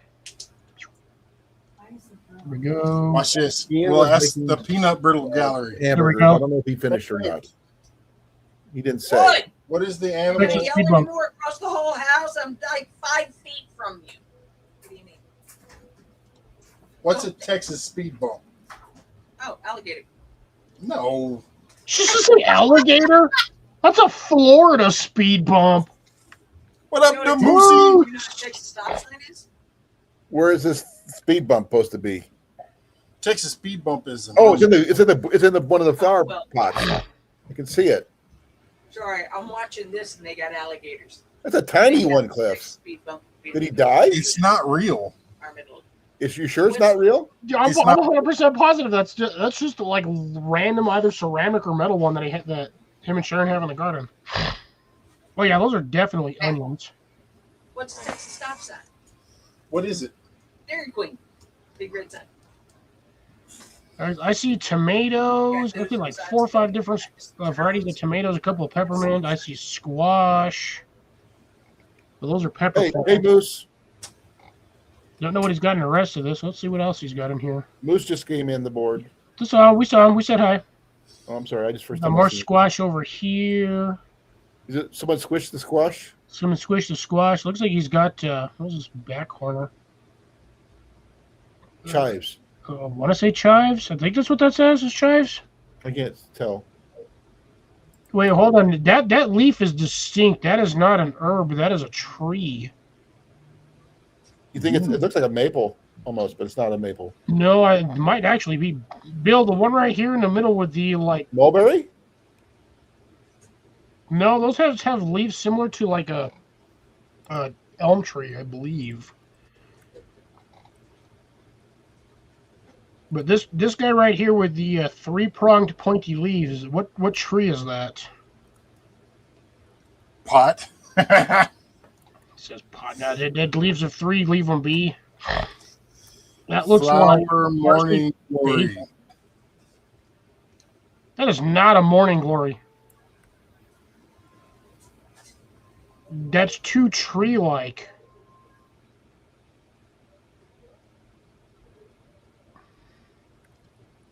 Oh shit! Inbox that one. Where was I at? Peas and bush beans. All right, fellas, y'all have fun. I'm out of here. Ooh, look at all these guys leaving. Give me a second. Bye. Later, Matt. Have a good one, brother. Thanks for popping up here. We'll catch you on the next one. Red maple. Maple. Okay. I looked at the actual leaf that you sowed, and I looked up that Now shape. even Moose says maple. Yep. I will see you later. I'm out of here too. All right, everyone's leaving. I'm probably gonna finish this off and might be done. Thanks for after allowing that. me up here, Cliffy. Yeah. I really appreciate it. Not a problem. Be well. Be safe, Colin. Catch you on Wednesday. Wednesday. All right. Talk to you later. Bye. All right, well, I guess at this point, nobody else wants to see, so I'm just going to keep the pictures to myself. Bill sent me a ton of pictures. I'm going to go through these.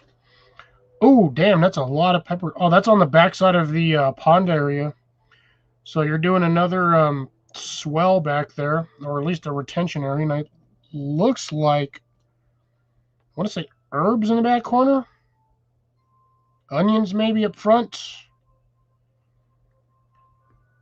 Think you might have wanted to, almost want to think that you should have spaced out your peppers just a smidge more there, Mr. Bill.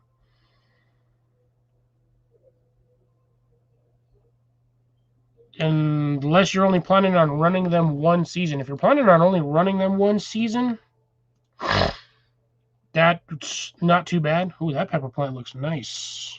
The one in the, I'm assuming that's the 10-gallon pot or a grow bag. So like 4 or 5 peppers, 6 peppers in that. Looking nice. Scallop squash. What the hell is a scallop squash? Ooh, wow, those are actually blooming pretty good. Damn, those are short plants. They're actually already producing. That's crazy. I wish my squash plants produced that fast. I got like 2 squash plants, and they're not doing squatola. I'm assuming you run for the tomatoes. I'm assuming you got them on a stringer to keep them from flopping over. Because I don't think I've ever seen a tomato plant grow that high, that narrow, without falling over. It also looks like you're growing those in a gutter.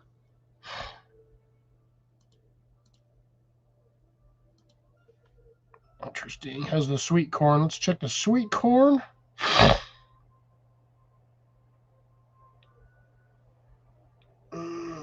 I hope the sweet corn does well for you, except for the one random pepper plant you have growing in there. Actually, nope, that is not a pepper plant. That's a morning glory. That is a morning glory. So it looks like you got 3 morning glories, 4 on that side of the corn rows. Tomato row, tomatoes, more. Missed that one. Oh, yep, 4. I love working with those nursery pots. I really do.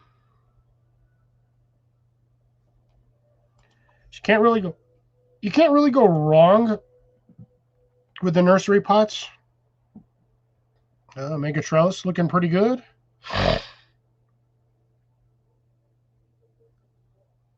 Hope you got some weight on one end of those PVC pipes, because guaranteed for your heat system, those things will start sagging the other way and by the end of summer. The best ones I've learned, Bill, for the archways, if you're going to do the PVC, is the Schedule 40 gray, the electrical. That stuff works great for sunlight. Takes it a lot longer to break down and degrade. And in my opinion, I think it's a little stronger than the white for the water.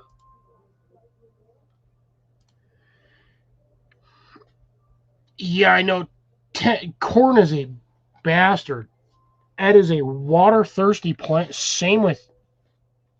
Do you want me to show all of them, Grace? Because it didn't look like anybody was really interested, but I'll show them. What was the last one I did? Herbs, peas. I think it goes on peas. I guess I'll show all of them. I have to go through these each one by one, but there's the peas. That's what Bill was running. Multiple sections of peas. His are doing better than mine. I can't even run mine right now. It's too damn hot for them. If I put peas out now, they would just fry. I might have like one spot where I can do it. So here's the peppers. I don't know why it zooms out and then in when I do this. I'm going to let you guys look at this pic. I know it's a dirty picture, but give me a second. I got to go water a bush. Finally, after like forever.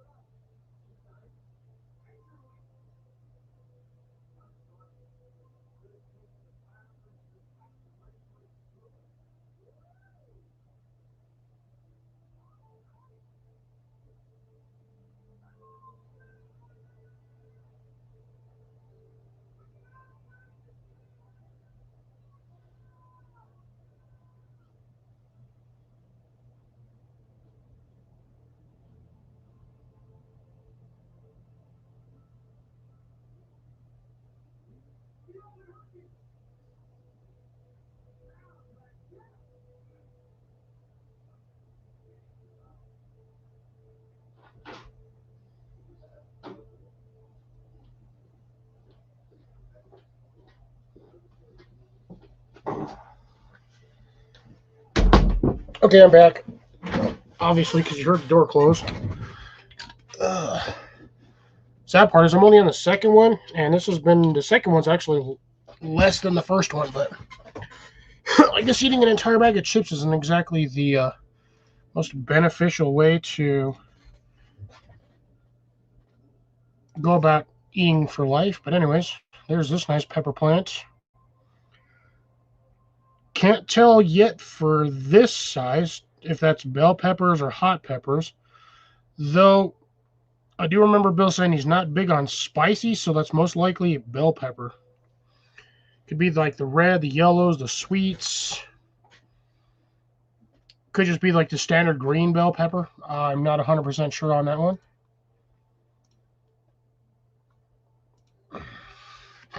Scallop squash. Man, that was went all small. How on Bill, for the scallop squash, how big do those actually get? Like average size, 4 to 6 inches wide, 8 inches wide. How big do those normally get?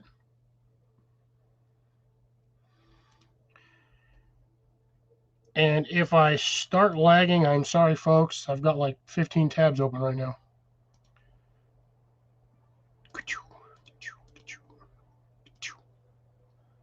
Close that one out. So there's his sugar snap peas. I can't do, again, I cannot do them in my area. It's already far too damn hot. Oh, that's actually the front side of the peas. But yeah, you can see he's got flower pods on them already, or sprouts. You'll probably get, look, there's another one up top. Should get a good amount off of those this year. That'll be nice. He's got the sweet corn. Good row of sweet corn. Probably going to have to thin those out once they start getting bigger. But I swear that is a morning glory. Right there. Same with this one and this one. I know that pattern. That is a distinct morning glory. It's not a sunflower. Look, I can guarantee that's a morning glory. 100%. That's going to be either the guarantee it's either the red or the purple. It might be the blue one. But I know that leaf pattern. And then also over here, it looks like he's got more squash. Or those actually might be pumpkin. Those could be pumpkin. Those could be squash on this side.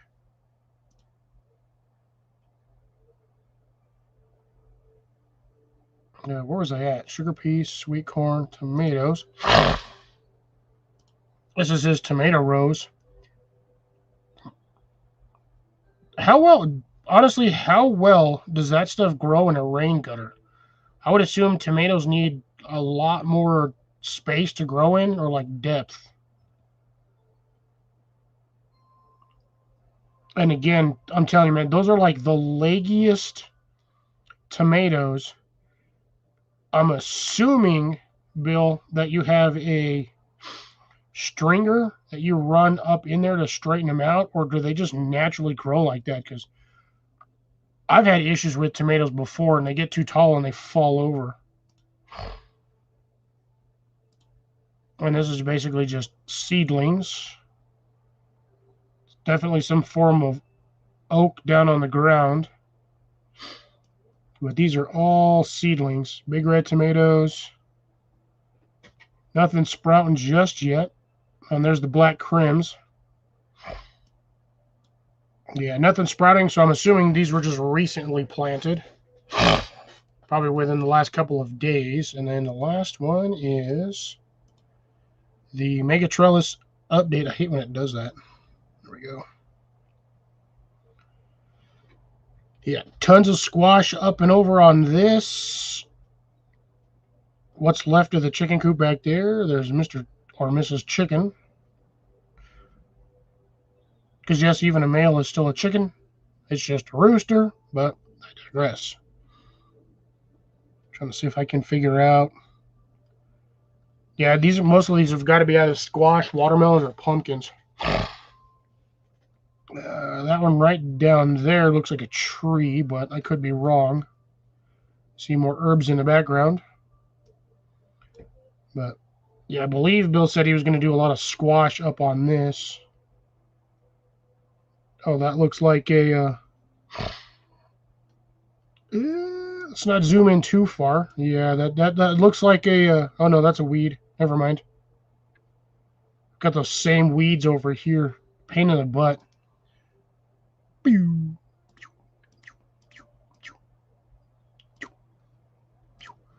Appreciate the pictures there, Bill. A lot of going on over there. What do you mean you see no pictures? Was it not going on share screen? Oh my god, I had shared screen on her. I was like, share this tab instead. I quit. Stupid updates on StreamYard are making this a lot harder than it should be. I have no. I honestly, I'm sorry, folks. I literally was thinking. I thought I was sharing those screens.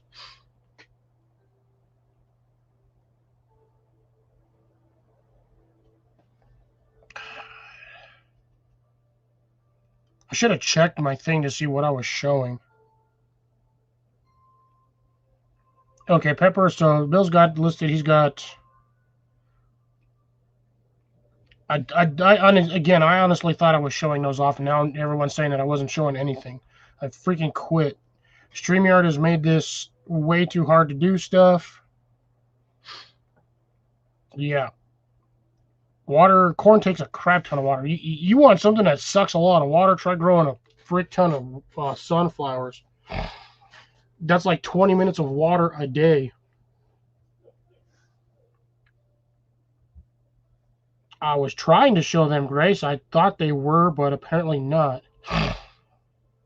So Bill's got 4 different peas growing, variations of light. So okay, that's probably why yours are still doing good. I've got no shade on my property, so there's only like one spot I can grow them, and even there, I would have had to have started them like 6 weeks ago. So Pepper Rose, he's got jalapenos and cayenne peppers, 3 and 3. Okay. Scallops are open palm. Well,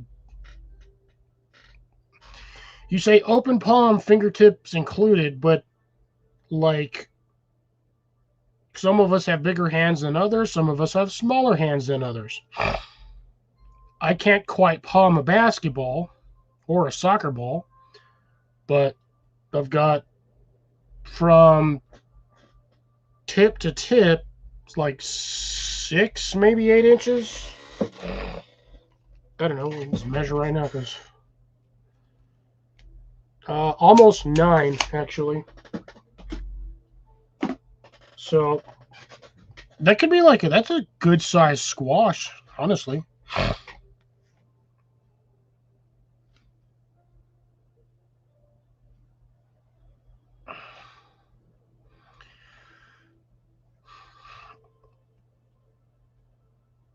Okay, so gotcha.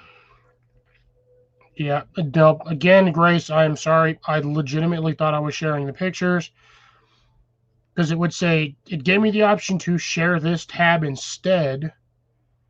So my only thing is if I'm not showing pictures, all it was doing was opening windows down along the bottom of this, and I would have had to have clicked on each and every freaking one of them, which I did not know it wasn't doing.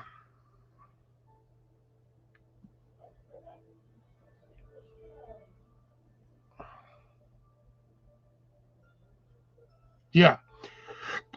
That's my problem, Bill, is it just gets too hot over here. The minute the temp gets above like 70, peas just take a shit. They just stop working.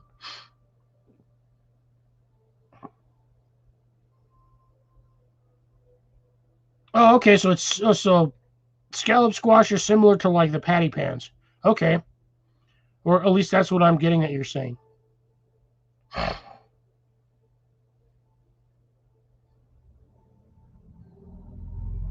Gotcha. Makes sense. Yeah, have you gotten anything popped up yet from the loofahs? Because I know you just broadcast those over the whole ground area back there. And I do not believe those are going to grow well in constricted soil.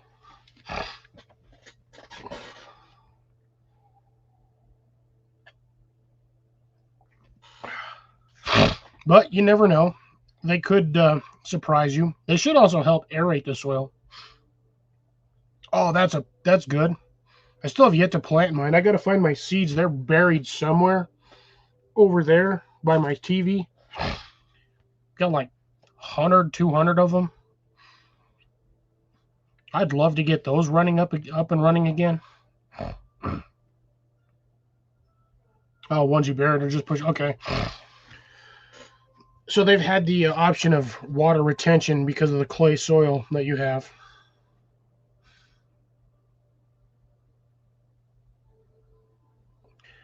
I wish you luck on the loofahs. I really do.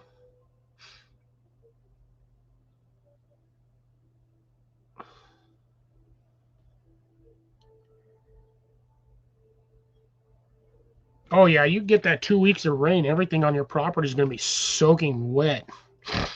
Everything's going to start popping up. It's a crying shame you don't have access to a rototiller and a tractor load full of organic matter. Because running that through there every once in a while, that would really do wonders for your soil. But at the same time, you might be better off on your property running everything in raised beds. In all honesty, level out a spot for raised bed and just go from there.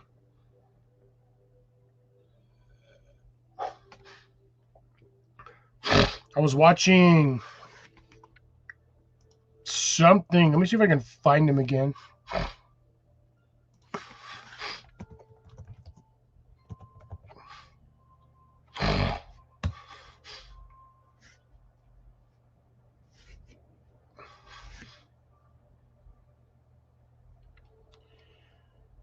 Don't remember. I was watching a couple of videos yesterday. This guy's kind of like slightly animated / not, but he was doing stuff about his soil, like how every time he would dig up his soil, he wouldn't get very good yields off of his crops because I guess he was killing off like all the nematodes and fungal spores and mycelium colonies in his ground because he was disturbing them and bringing stuff up to the surface, which was getting bleached by UVs. Thank you, camera. All I did was move, and you decided to be weird. And I was going to send this to a few people, and I completely forgot about it. So he basically said, he's like, screw this. I'm just going to make raised bed gardens. And runs a like 5-bed garden system where he just like rotates everything throughout the season. But I just wished I would have saved that information because it was good information. Mind you, basically watched like an hour's worth of stuff. Oh, Garden Sage. That's the guy. So he might be able to help on some things. Let me go to his channel. I'll just throw this in here.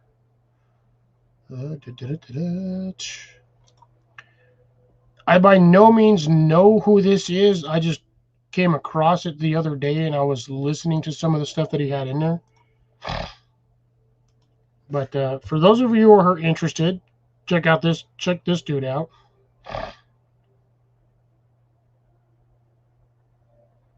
Oh, nice. Well, the good news is, Shawnee, I've got a little bit of a beverage to slurp down, so I can help you relax while your bread is cooling off. Appreciate you stopping in tonight. How's the garden going on your side? I know you have a huge, massive garden undertaking going down on the garden property.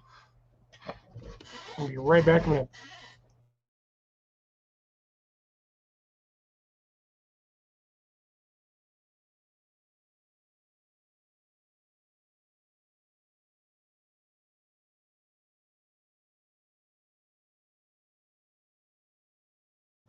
Clearing that out did not make much. Ah, damn, dude. I'm like,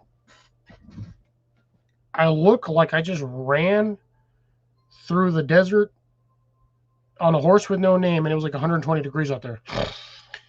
It is hot in my room. It's like almost 80 degrees in here, and I'm freaking roasting.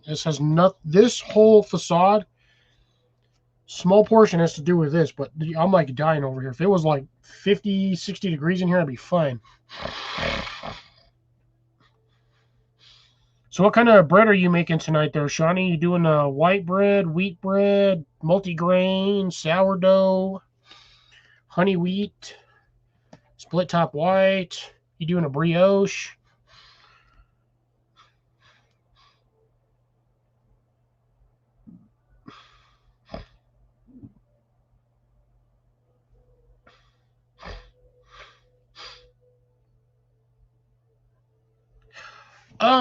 I only have one window in here, and it's this window here, which I have attached, as you can see, my air conditioner. I just haven't had the air conditioner on all day. So, goddamn camera, I hate you. Why are you being stubborn today?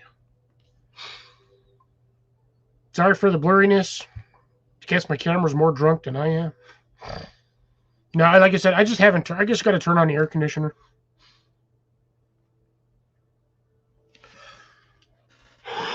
What's the dandelion root actually good for?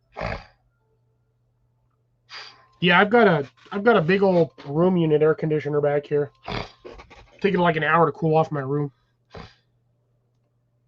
Yeah, I just haven't had it on today.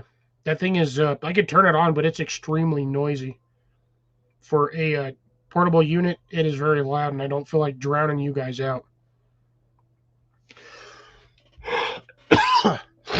But also, Bill, I still have these. I'm not 100% sure on what or how I'm supposed to do these. So, like I said, I've got 3 chances to figure out what and how to grow these. Technically, you gave me 4, but really you gave me 3.5.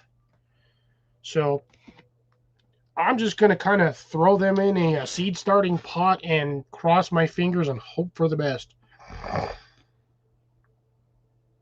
Oh, okay. So roasted them. You roast the roots for liver support. Oh, my liver definitely needs support after this. Yeah. Again, I really don't know, because most pepper seeds, it tells you to soak them for 24 hours before planting them. Problem is, not everybody can do that. There are some of us that are blue-collar workers, and that 24-hour window may or may not be conducive to our work schedule.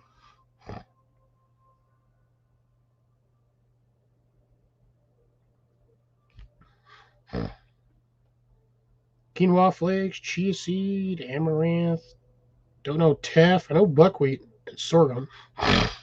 So you're basically making a multi-grain bread. That is dense. That is going to be a dense loaf of bread.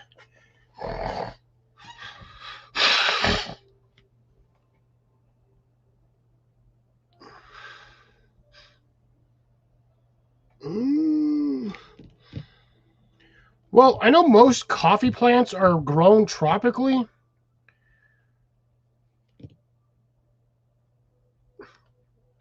Bill doesn't like sourdough. Bill, we can't be friends. I love sourdough bread. Love sourdough bread. But I'll also eat white bread, wheat bread. I'm not really a fan of the multi-grain. I will eat it if that's available, but not a huge fan personally. I can do the potato bread and the honey wheat.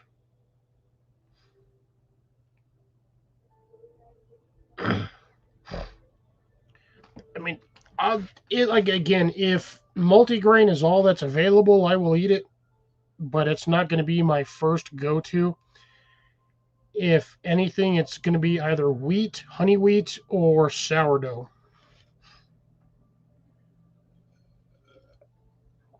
Those are my main go-tos. I prefer to eat those when I go to most restaurants.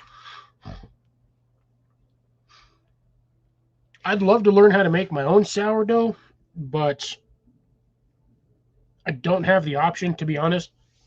I don't think I'd have the patience for it. If I didn't work as much, maybe I would, but I like working. I like working.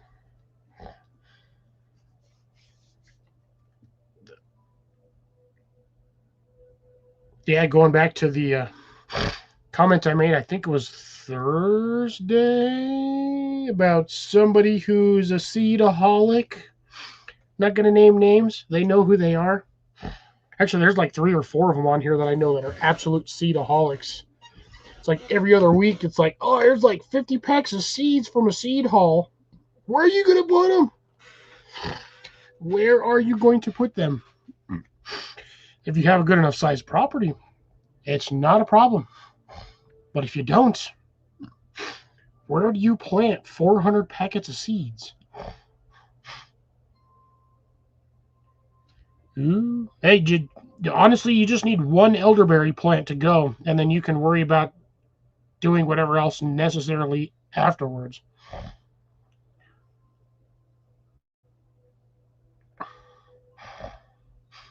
Yes, you can email Shawnee those pics too. Those were some nice pics. Apparently, I tried to show them off on here. Apparently, I don't know what I'm doing because StreamYard has decided to change their stuff. So, I don't know what it's doing anymore. It is what it is. Who knows? But I've got to figure out something soon on these coffee beans. Because, again, it's middle of May, 90 degrees outside already in my state. And it's just going to get hotter. I'm not looking forward to the 110, 115 degree temperatures during July. Not looking forward to it at all. At that heat index and heat level, my greenhouse is going to be at like 125. Even with the doors and windows open. Luckily, by that time, every plant that I have in there currently will no longer be in there. Which, trust me, having that greenhouse makes my yard look less cluttered.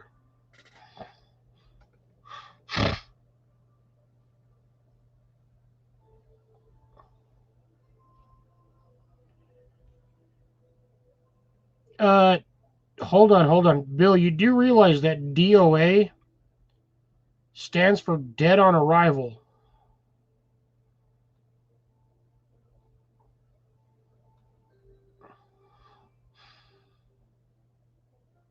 So, yeah.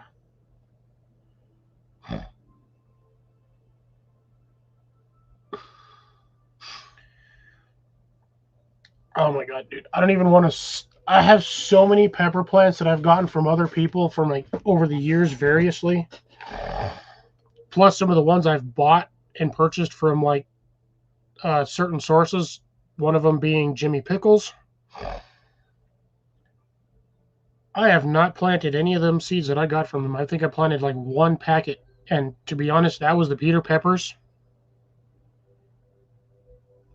Oh, DIP is dead in package too, but DOA, yeah, dead on arrival. Oh my god. Shawnee, since Bill wants me to show you, this is what he sent me. There are like 27, 28 packets of seeds in here. One of which I was super looking forward to when he sent it to me. The rest of them, I got to figure out how and or where to plant over the next couple of years. But he sent me these guys. I got one orca bean, aka yin yang bean, and then I've got the Borloto pole bean. And so far, as of today, the yin yang pole bean, or the yin yang bean, both germinated. I got 3 of each, by the way. The Borloto only gave me 1, but I'm hoping the second one will pop up in the next couple of days. Mainly just due to the fact that I think one of my radish seeds fell in the same hole. So I think that might have had something to do with it. It could also be the fact that I may or may not have pushed that bean deeper in the ground than the first one. But I have, I've got a good amount. If I had the spacing, I would have all of this in the ground. I've got citrus seeds, supposedly. He sent me coffee beans. I got cantaloupes, peppers of like varying varieties, radishes. I'm sweating my brains out right now. It's the same temperature inside as it is outside.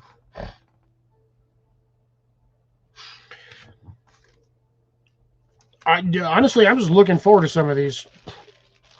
Like 100%, like the beans were most like the ones I was looking forward to the most, because I can't find those in my area. They don't sell those in my state.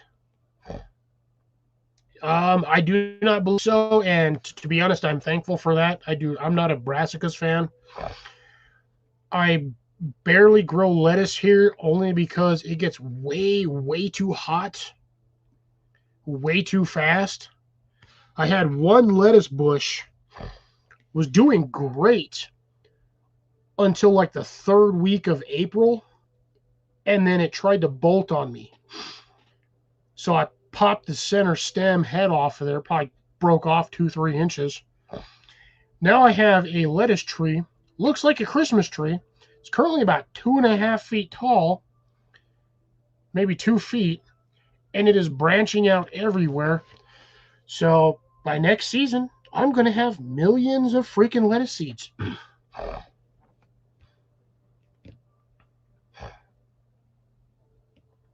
Because, heaven forbid, I planted, I kid you not, folks, I planted lettuce on my property once. And it has just popped up everywhere randomly throughout the years. And I can't ever tell which variety it is, because I planted like 2 or 3 different varieties, and I just get a random one every season. So I have no idea what it is.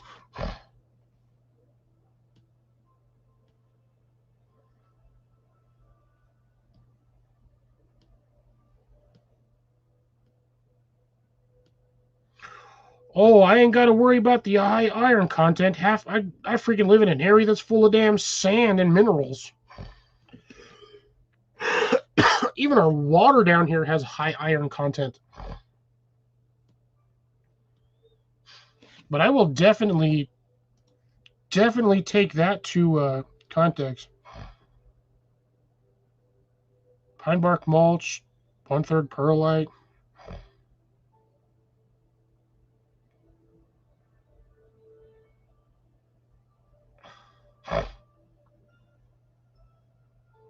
I will, like I said, I've got 3.5 seeds. I would figure I'd be able to grow that. We shall see.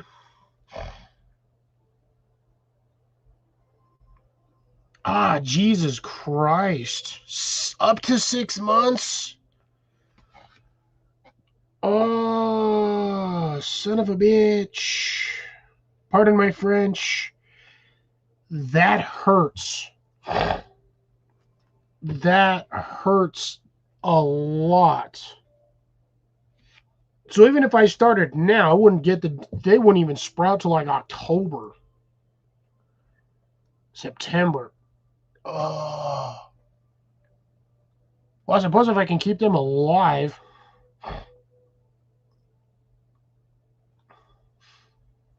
Yeah, I might just have to do that. I might just have to start them in seed starter and just keep that wet.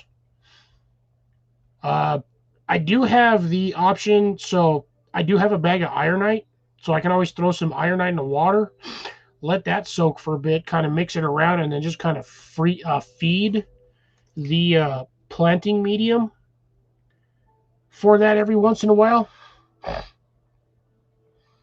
I have a greenhouse, Shawnee. I have an 8x12 greenhouse.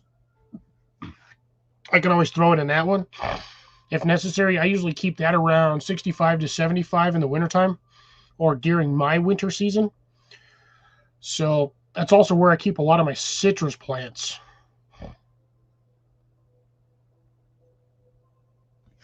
So I do have that option. Because I think in my greenhouse this year I had 8 citrus plants growing in there, just chilling of various sizes. My bigger one I usually bring inside because that thing's like 7-8 feet high. And that's my orange tree. I'm hoping I get oranges off of it this year. I have not gotten anything off of it in the last 2 years. So I'm hoping that it's established enough for this season that it'll actually give me at least 1 or 2 oranges. I'd really like that. That'd be super awesome. But I never know what the plant is going to do. It's kind of a hit or miss with that bush.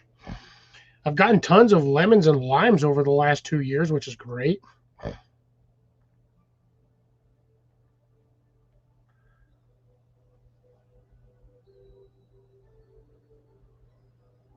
Damn, isn't a bay leaf, isn't that like more of a bush though for like bay leaves? I would assume like any other plant, if you trim it, groom it, and maintain it the right way, you can get it as a tree.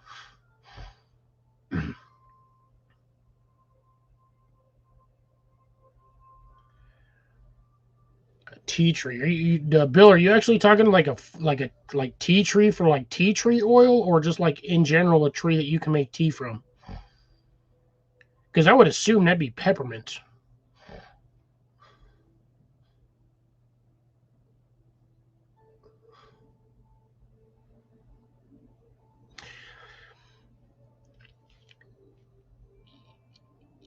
It's not uncommon to grow potatoes from the potato skin. If it's a thick enough slice off the potato skin, you can potentially get eyes off of it. Oh, okay, so actual tea bush. Like what we'd get like our standard tea leaves off of. Okay. Makes sense. Now I know what you're more or less talking about. But yeah, I could. That would be an interesting one. But bay leaves, that's an interesting one because I'm almost positive bay leaves is a bush. But again, under proper grooming, trimming, manipulation, and care, you could possibly get that as a tree.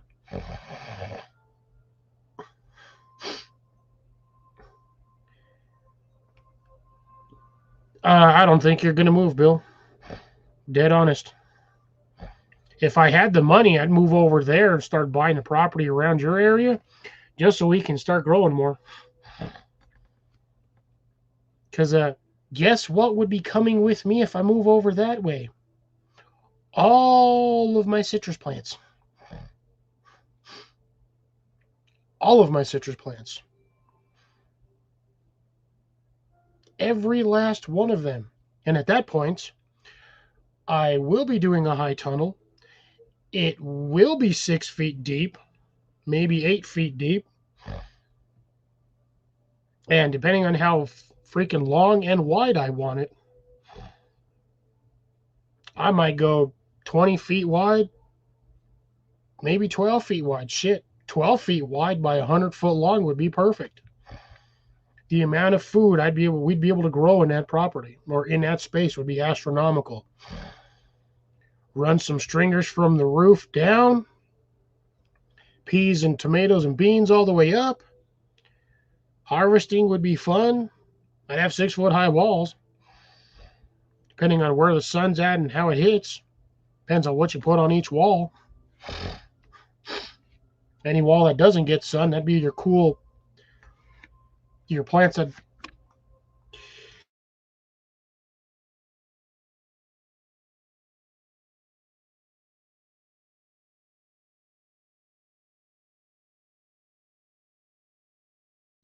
That was almost fun. Yeah. Well, that's what they do with a lot of stuff. You can get the cellars, like your cold cellars or your vegetable cellars that you would normally dig in the ground. You'd go like 8 or 10 feet down, cover that earth ram or whatever, You put your framework on it, cover it with dirt, and then that'd be like your chilling cellar. Chilling cellar.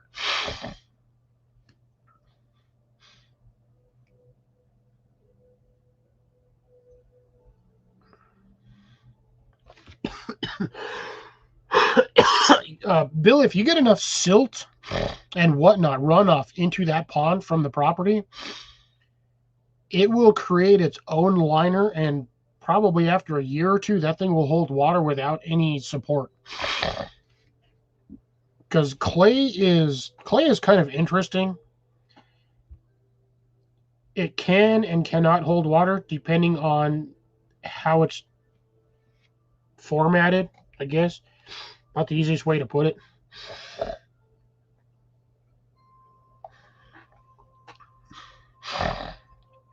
Yeah, I'm telling you, from the pictures, that pond really does not look that deep.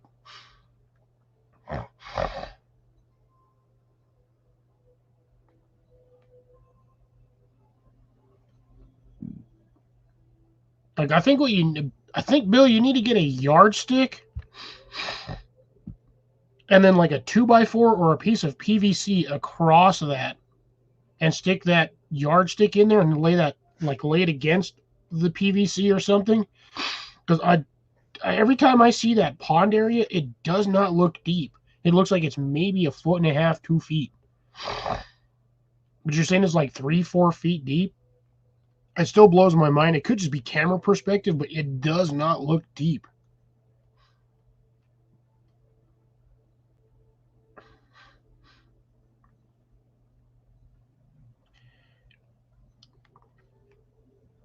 Yeah, it does not look like it's 4 feet deep, honestly.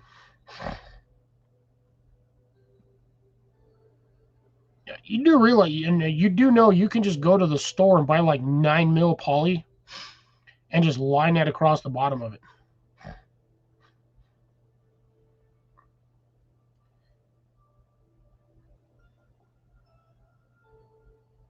Because you can get that leveled on there. Once you get a little bit of stuff on it, the weight of the water will keep that poly from leaking through. At least I hope. No real depth. Yeah, like I said, every time I've seen the videos or pictures of that pond, I'm like, it just looks like it's maybe knee deep. But again, camera angles and perspective and the slope of your yard could possibly all play factors into that.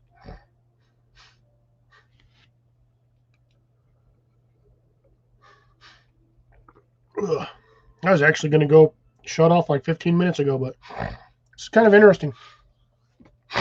Do another almost 4-hour live, and hopefully I have enough time left over for next live before my reset.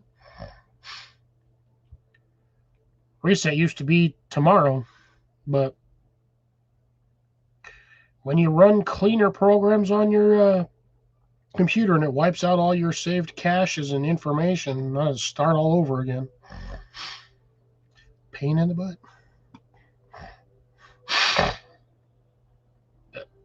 In your area, Bill, I need to send you some citrus seeds. The only problem is it takes a while to get the citrus seeds because I got to get the product, which usually doesn't harvest until September. Then I got to let it dry. Because I'm pretty sure if I sent you freshly harvested citrus seeds, they would get gross and die in the mail. 4 megapix. That's crazy. Because I would love to send people more like citrus. I get tons of it, honestly. I get a lot of it. Lemons and limes are doing real well. I don't get huge lemons, but I do get lemons. When I actually pay attention to the plant, I've actually had lemons big enough to make lemonade with, which I did last year or the year before, live on here. I actually harvested a lemon, brought it over, and actually made lemonade on a live stream. Boy, let me tell you, that was astronomically tasty.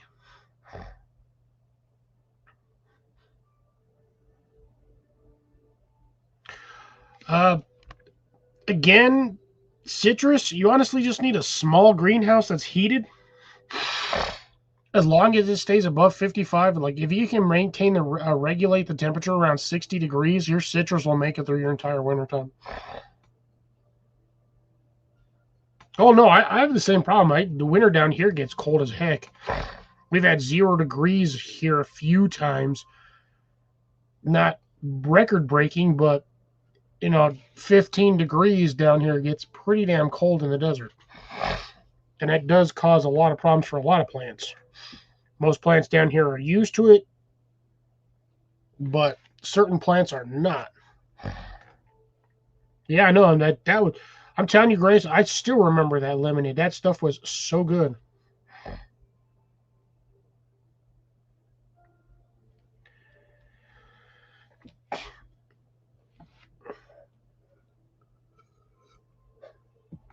I'm hoping to do it again this season.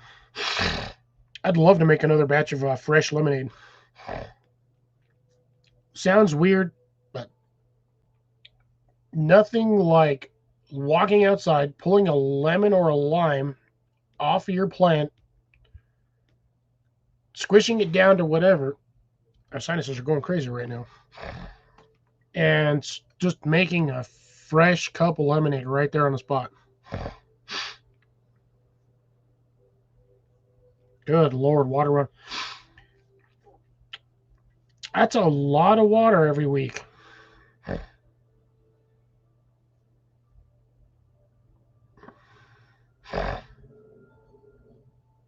You got to get a fireplace, man. Fireplace. Oh, yeah, definitely. Even with the pulp, that stuff was so damn tasty. I could have mixed it with a little bit of lime. It probably would have made it even better. But I know how tart limes can be. I kind of want to save my lime skins or husks, dry them out, and grind them. Yeah, my damn PlayStation actually turned itself off. There we go.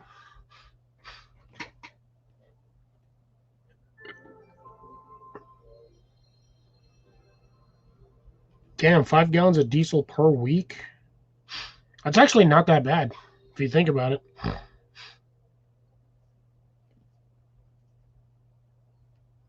That is actually that's a pretty damn good diesel heater, actually. If that's all you're burning off of it.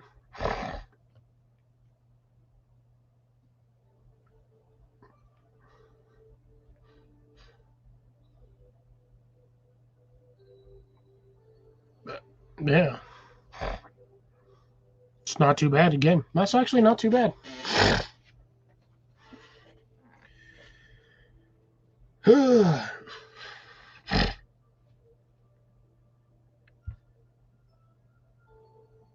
Trying to think here. Kind of tired, worn out.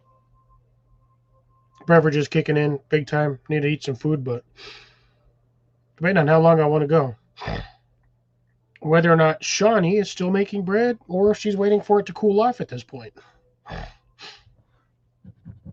I don't know if I'm entertaining or not. I'm just appreciative that people showed up tonight. Some of them being trolls, but it is what it is. Life is a pancake. Sometimes it's flat, sometimes it's bumpy. How much longer do you got on the bread? And also, secondary question, why are you starting bread so late at night, Shawnee?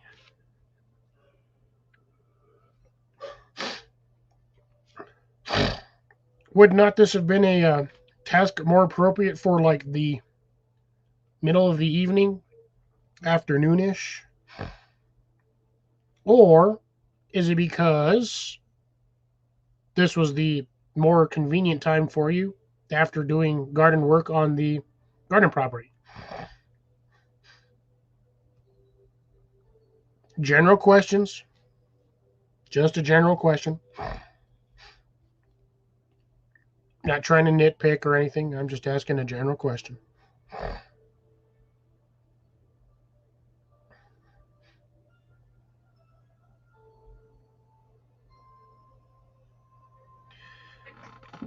That is not a lot of water bill.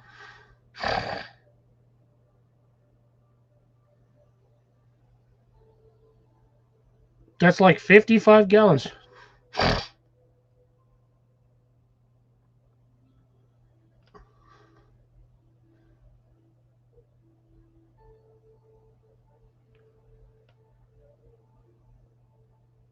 Yeah, okay. Makes sense. Valid reasons. Give me 1 second, folks.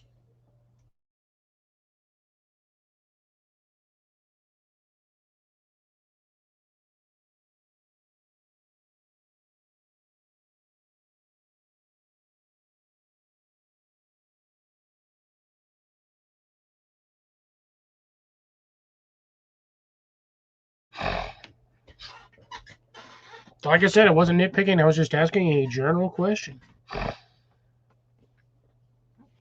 And I agree, definitely, as someone who has a day job, I know the benefits and non-benefits of having to do a garden work in favor. So I do understand. It sometimes is a pain in the butt. Because I try to, after work, I try to come home and do at least 3 hours worth of yard work. Sometimes I do, sometimes I don't. Saturdays is a little iffy. I got a little bit of work done today before I had to come on the live, but I didn't get as much done as I would have liked.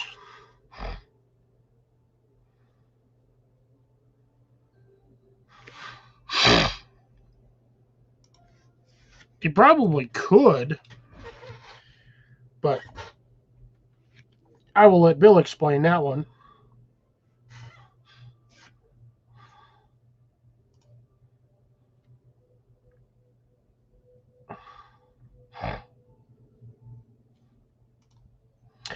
There is your answer. All right, I finally ran out of a beverage. I need to drink water because I am dehydrated.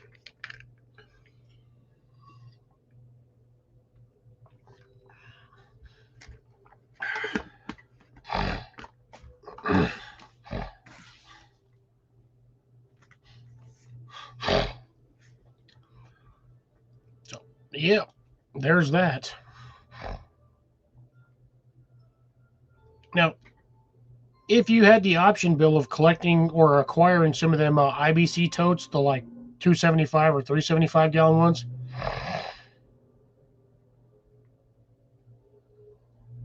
if you had the option of that, would you use that for water collection and then both for house and or plant use?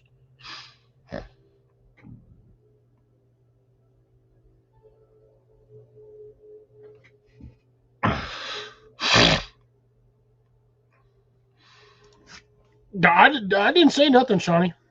Like, I did not say nothing. I didn't say you had to go over the timer goes. Trust me. I understand.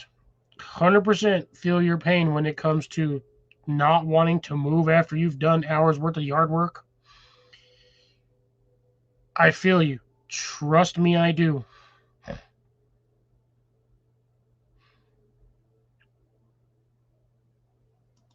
Ah, yes, the military shower.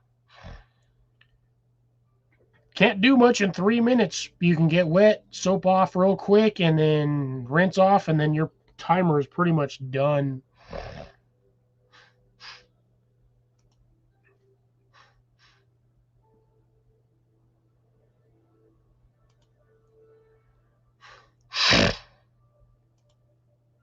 Yep, I feel you on that one, Bill. Uh, when I'm able to send the packages out, or when I have the momentary time of actually being able to do it, which unfortunately this week I'm only going to get 1 day off, or this upcoming week. So starting Monday, I'm only going to get 1 day off. I'm going to send a bonus aside from the seeds in the package. I do not want you to get offended. I am just helping out a fellow gardener. You will not be the first one I've helped out. You will not be the last one I helped out. So please, again, I am just helping out as a friend, as a YouTube friend, as a fellow gardener. So if it helps, it helps. If it doesn't help, I still sent it anyway. But just trying to help out friends and family, especially YouTube friends and family.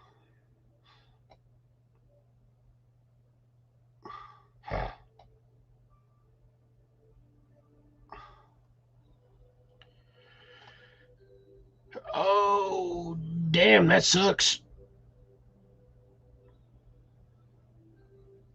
Man, I hate to say this, but I wish I would have met you years ago because we possibly 30 acres that could have, I would have helped out to save that. I damn near I would have gone bankrupt to save that. Because that's all, you can do a lot on land for 30, or a lot, let me try that again in English. You can do a lot on 30 acres of land. Ooh. Ouch. Yeah, that sucks. That's not the one I meant to click on, but yep, life lessons do tend to punch you right where it's not comfortable.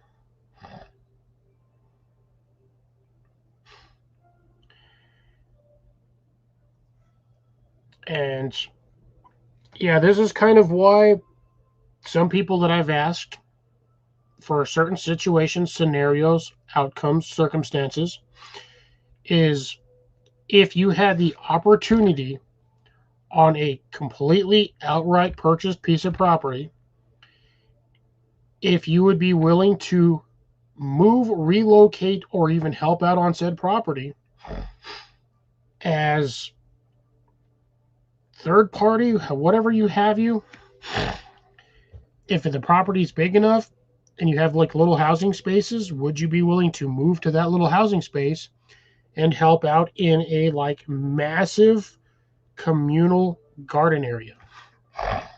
Would you do it? If everything was 100% paid for, both the property and the houses, and essentially all you were doing was living there, essentially rent free. If you felt the need to, yes, you can donate a certain amount of fundage every month to the continued benefit of the garden area. Would you do it?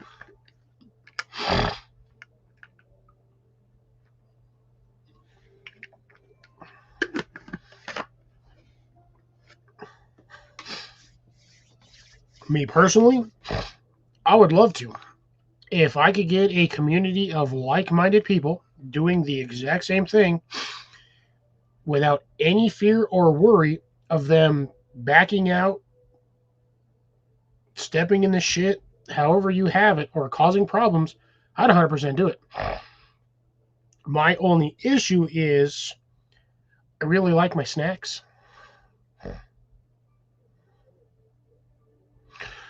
I didn't necessarily mean down here in my location there, Grace.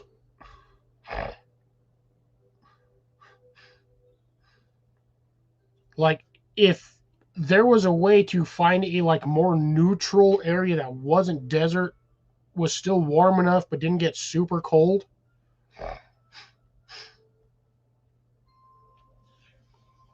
would you be able to do it? And I can see those are valid. So those are valid reasons there, Shawnee.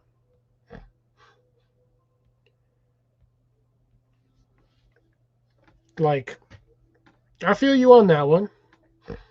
I like my privacy too, but at the same time, if I kind of wish I had a little bit more help in my garden space.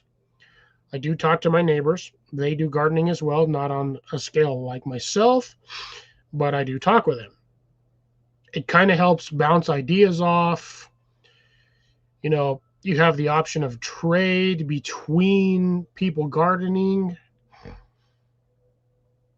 So there are benefits, in my opinion. There are a lot of good benefits. Now, there are also probably the same number of, if not more, cons to having a situation like that. But we'll say, for instance, just as a general consensus or general outline, 100-acre property.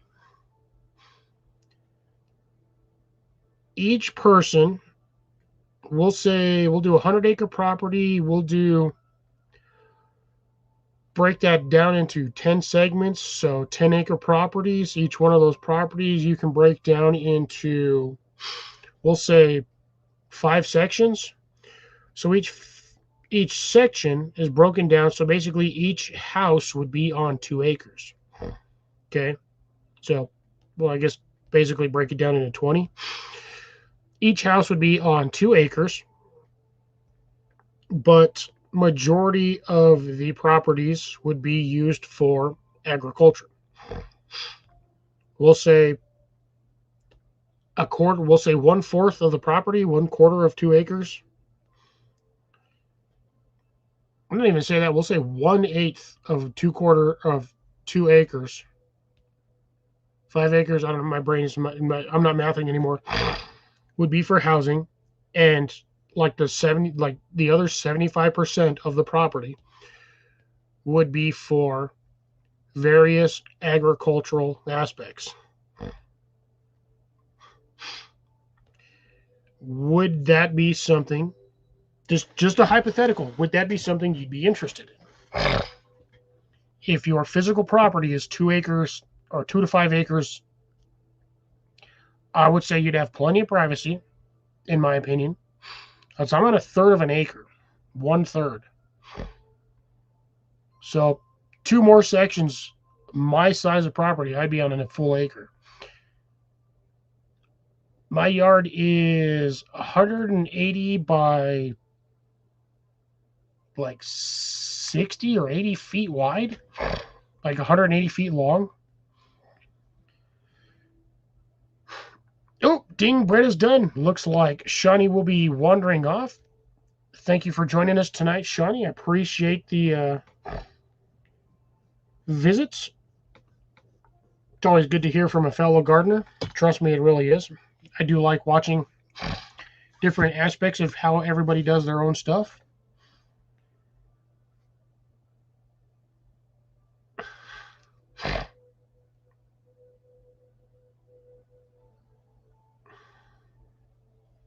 I understand that one, Grace. Maybe understandable. But once again, ladies and gentlemen, I appreciate you stopping in, joining me tonight. Hopefully this was a riveting conversation, and if it wasn't, I apologize. I'm not exactly the most entertaining person, but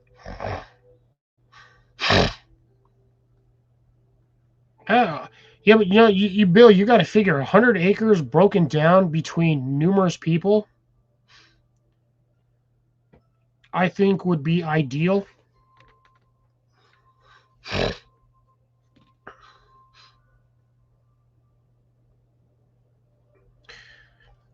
Small tractor, if that.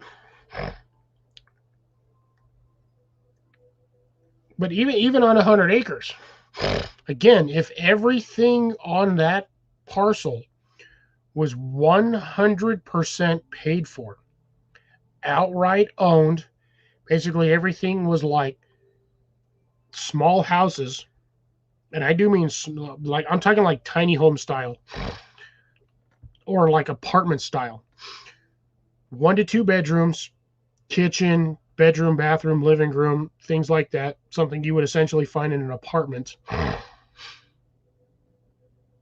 We'll say maybe 16 feet wide by, well, essentially like what you're living in now, Bill. The shed conversion.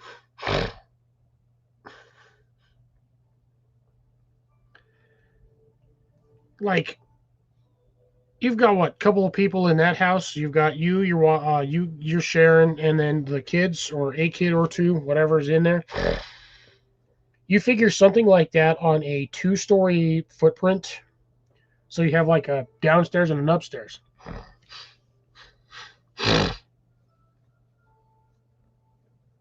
Hey, you're not physically trapped. Ooh, 4 of you in 16 by, was it 16 by 32 or 16 by 40? I know you've said it a few times. I just keep forgetting.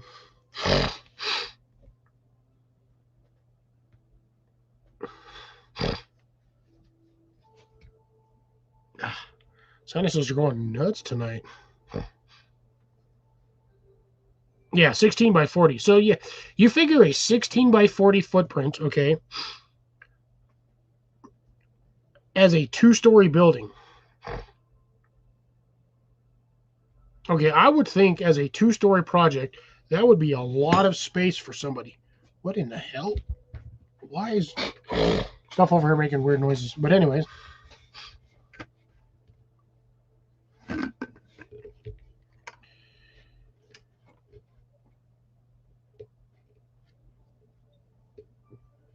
So what do you got? So that's what's with the other 16 foot by 10 foot? I'm assuming is the bathroom.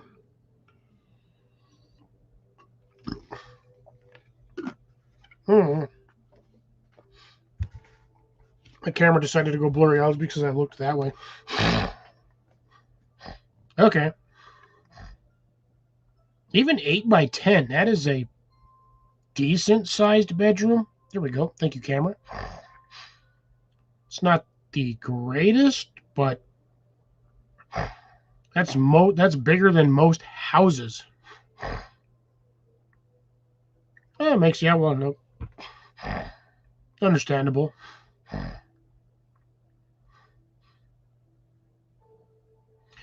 So essentially, you got bedrooms on one half, or on the one end. You got other bedroom on the other end, and then in between is kitchen, washroom, central room, living room, and all of that. Yeah, I can see the layout. Makes sense.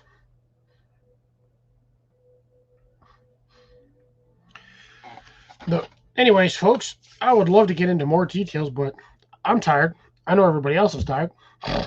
So I'm going to thank everybody that is still left watching me. I absolutely 100% appreciate it. 4 hours into this.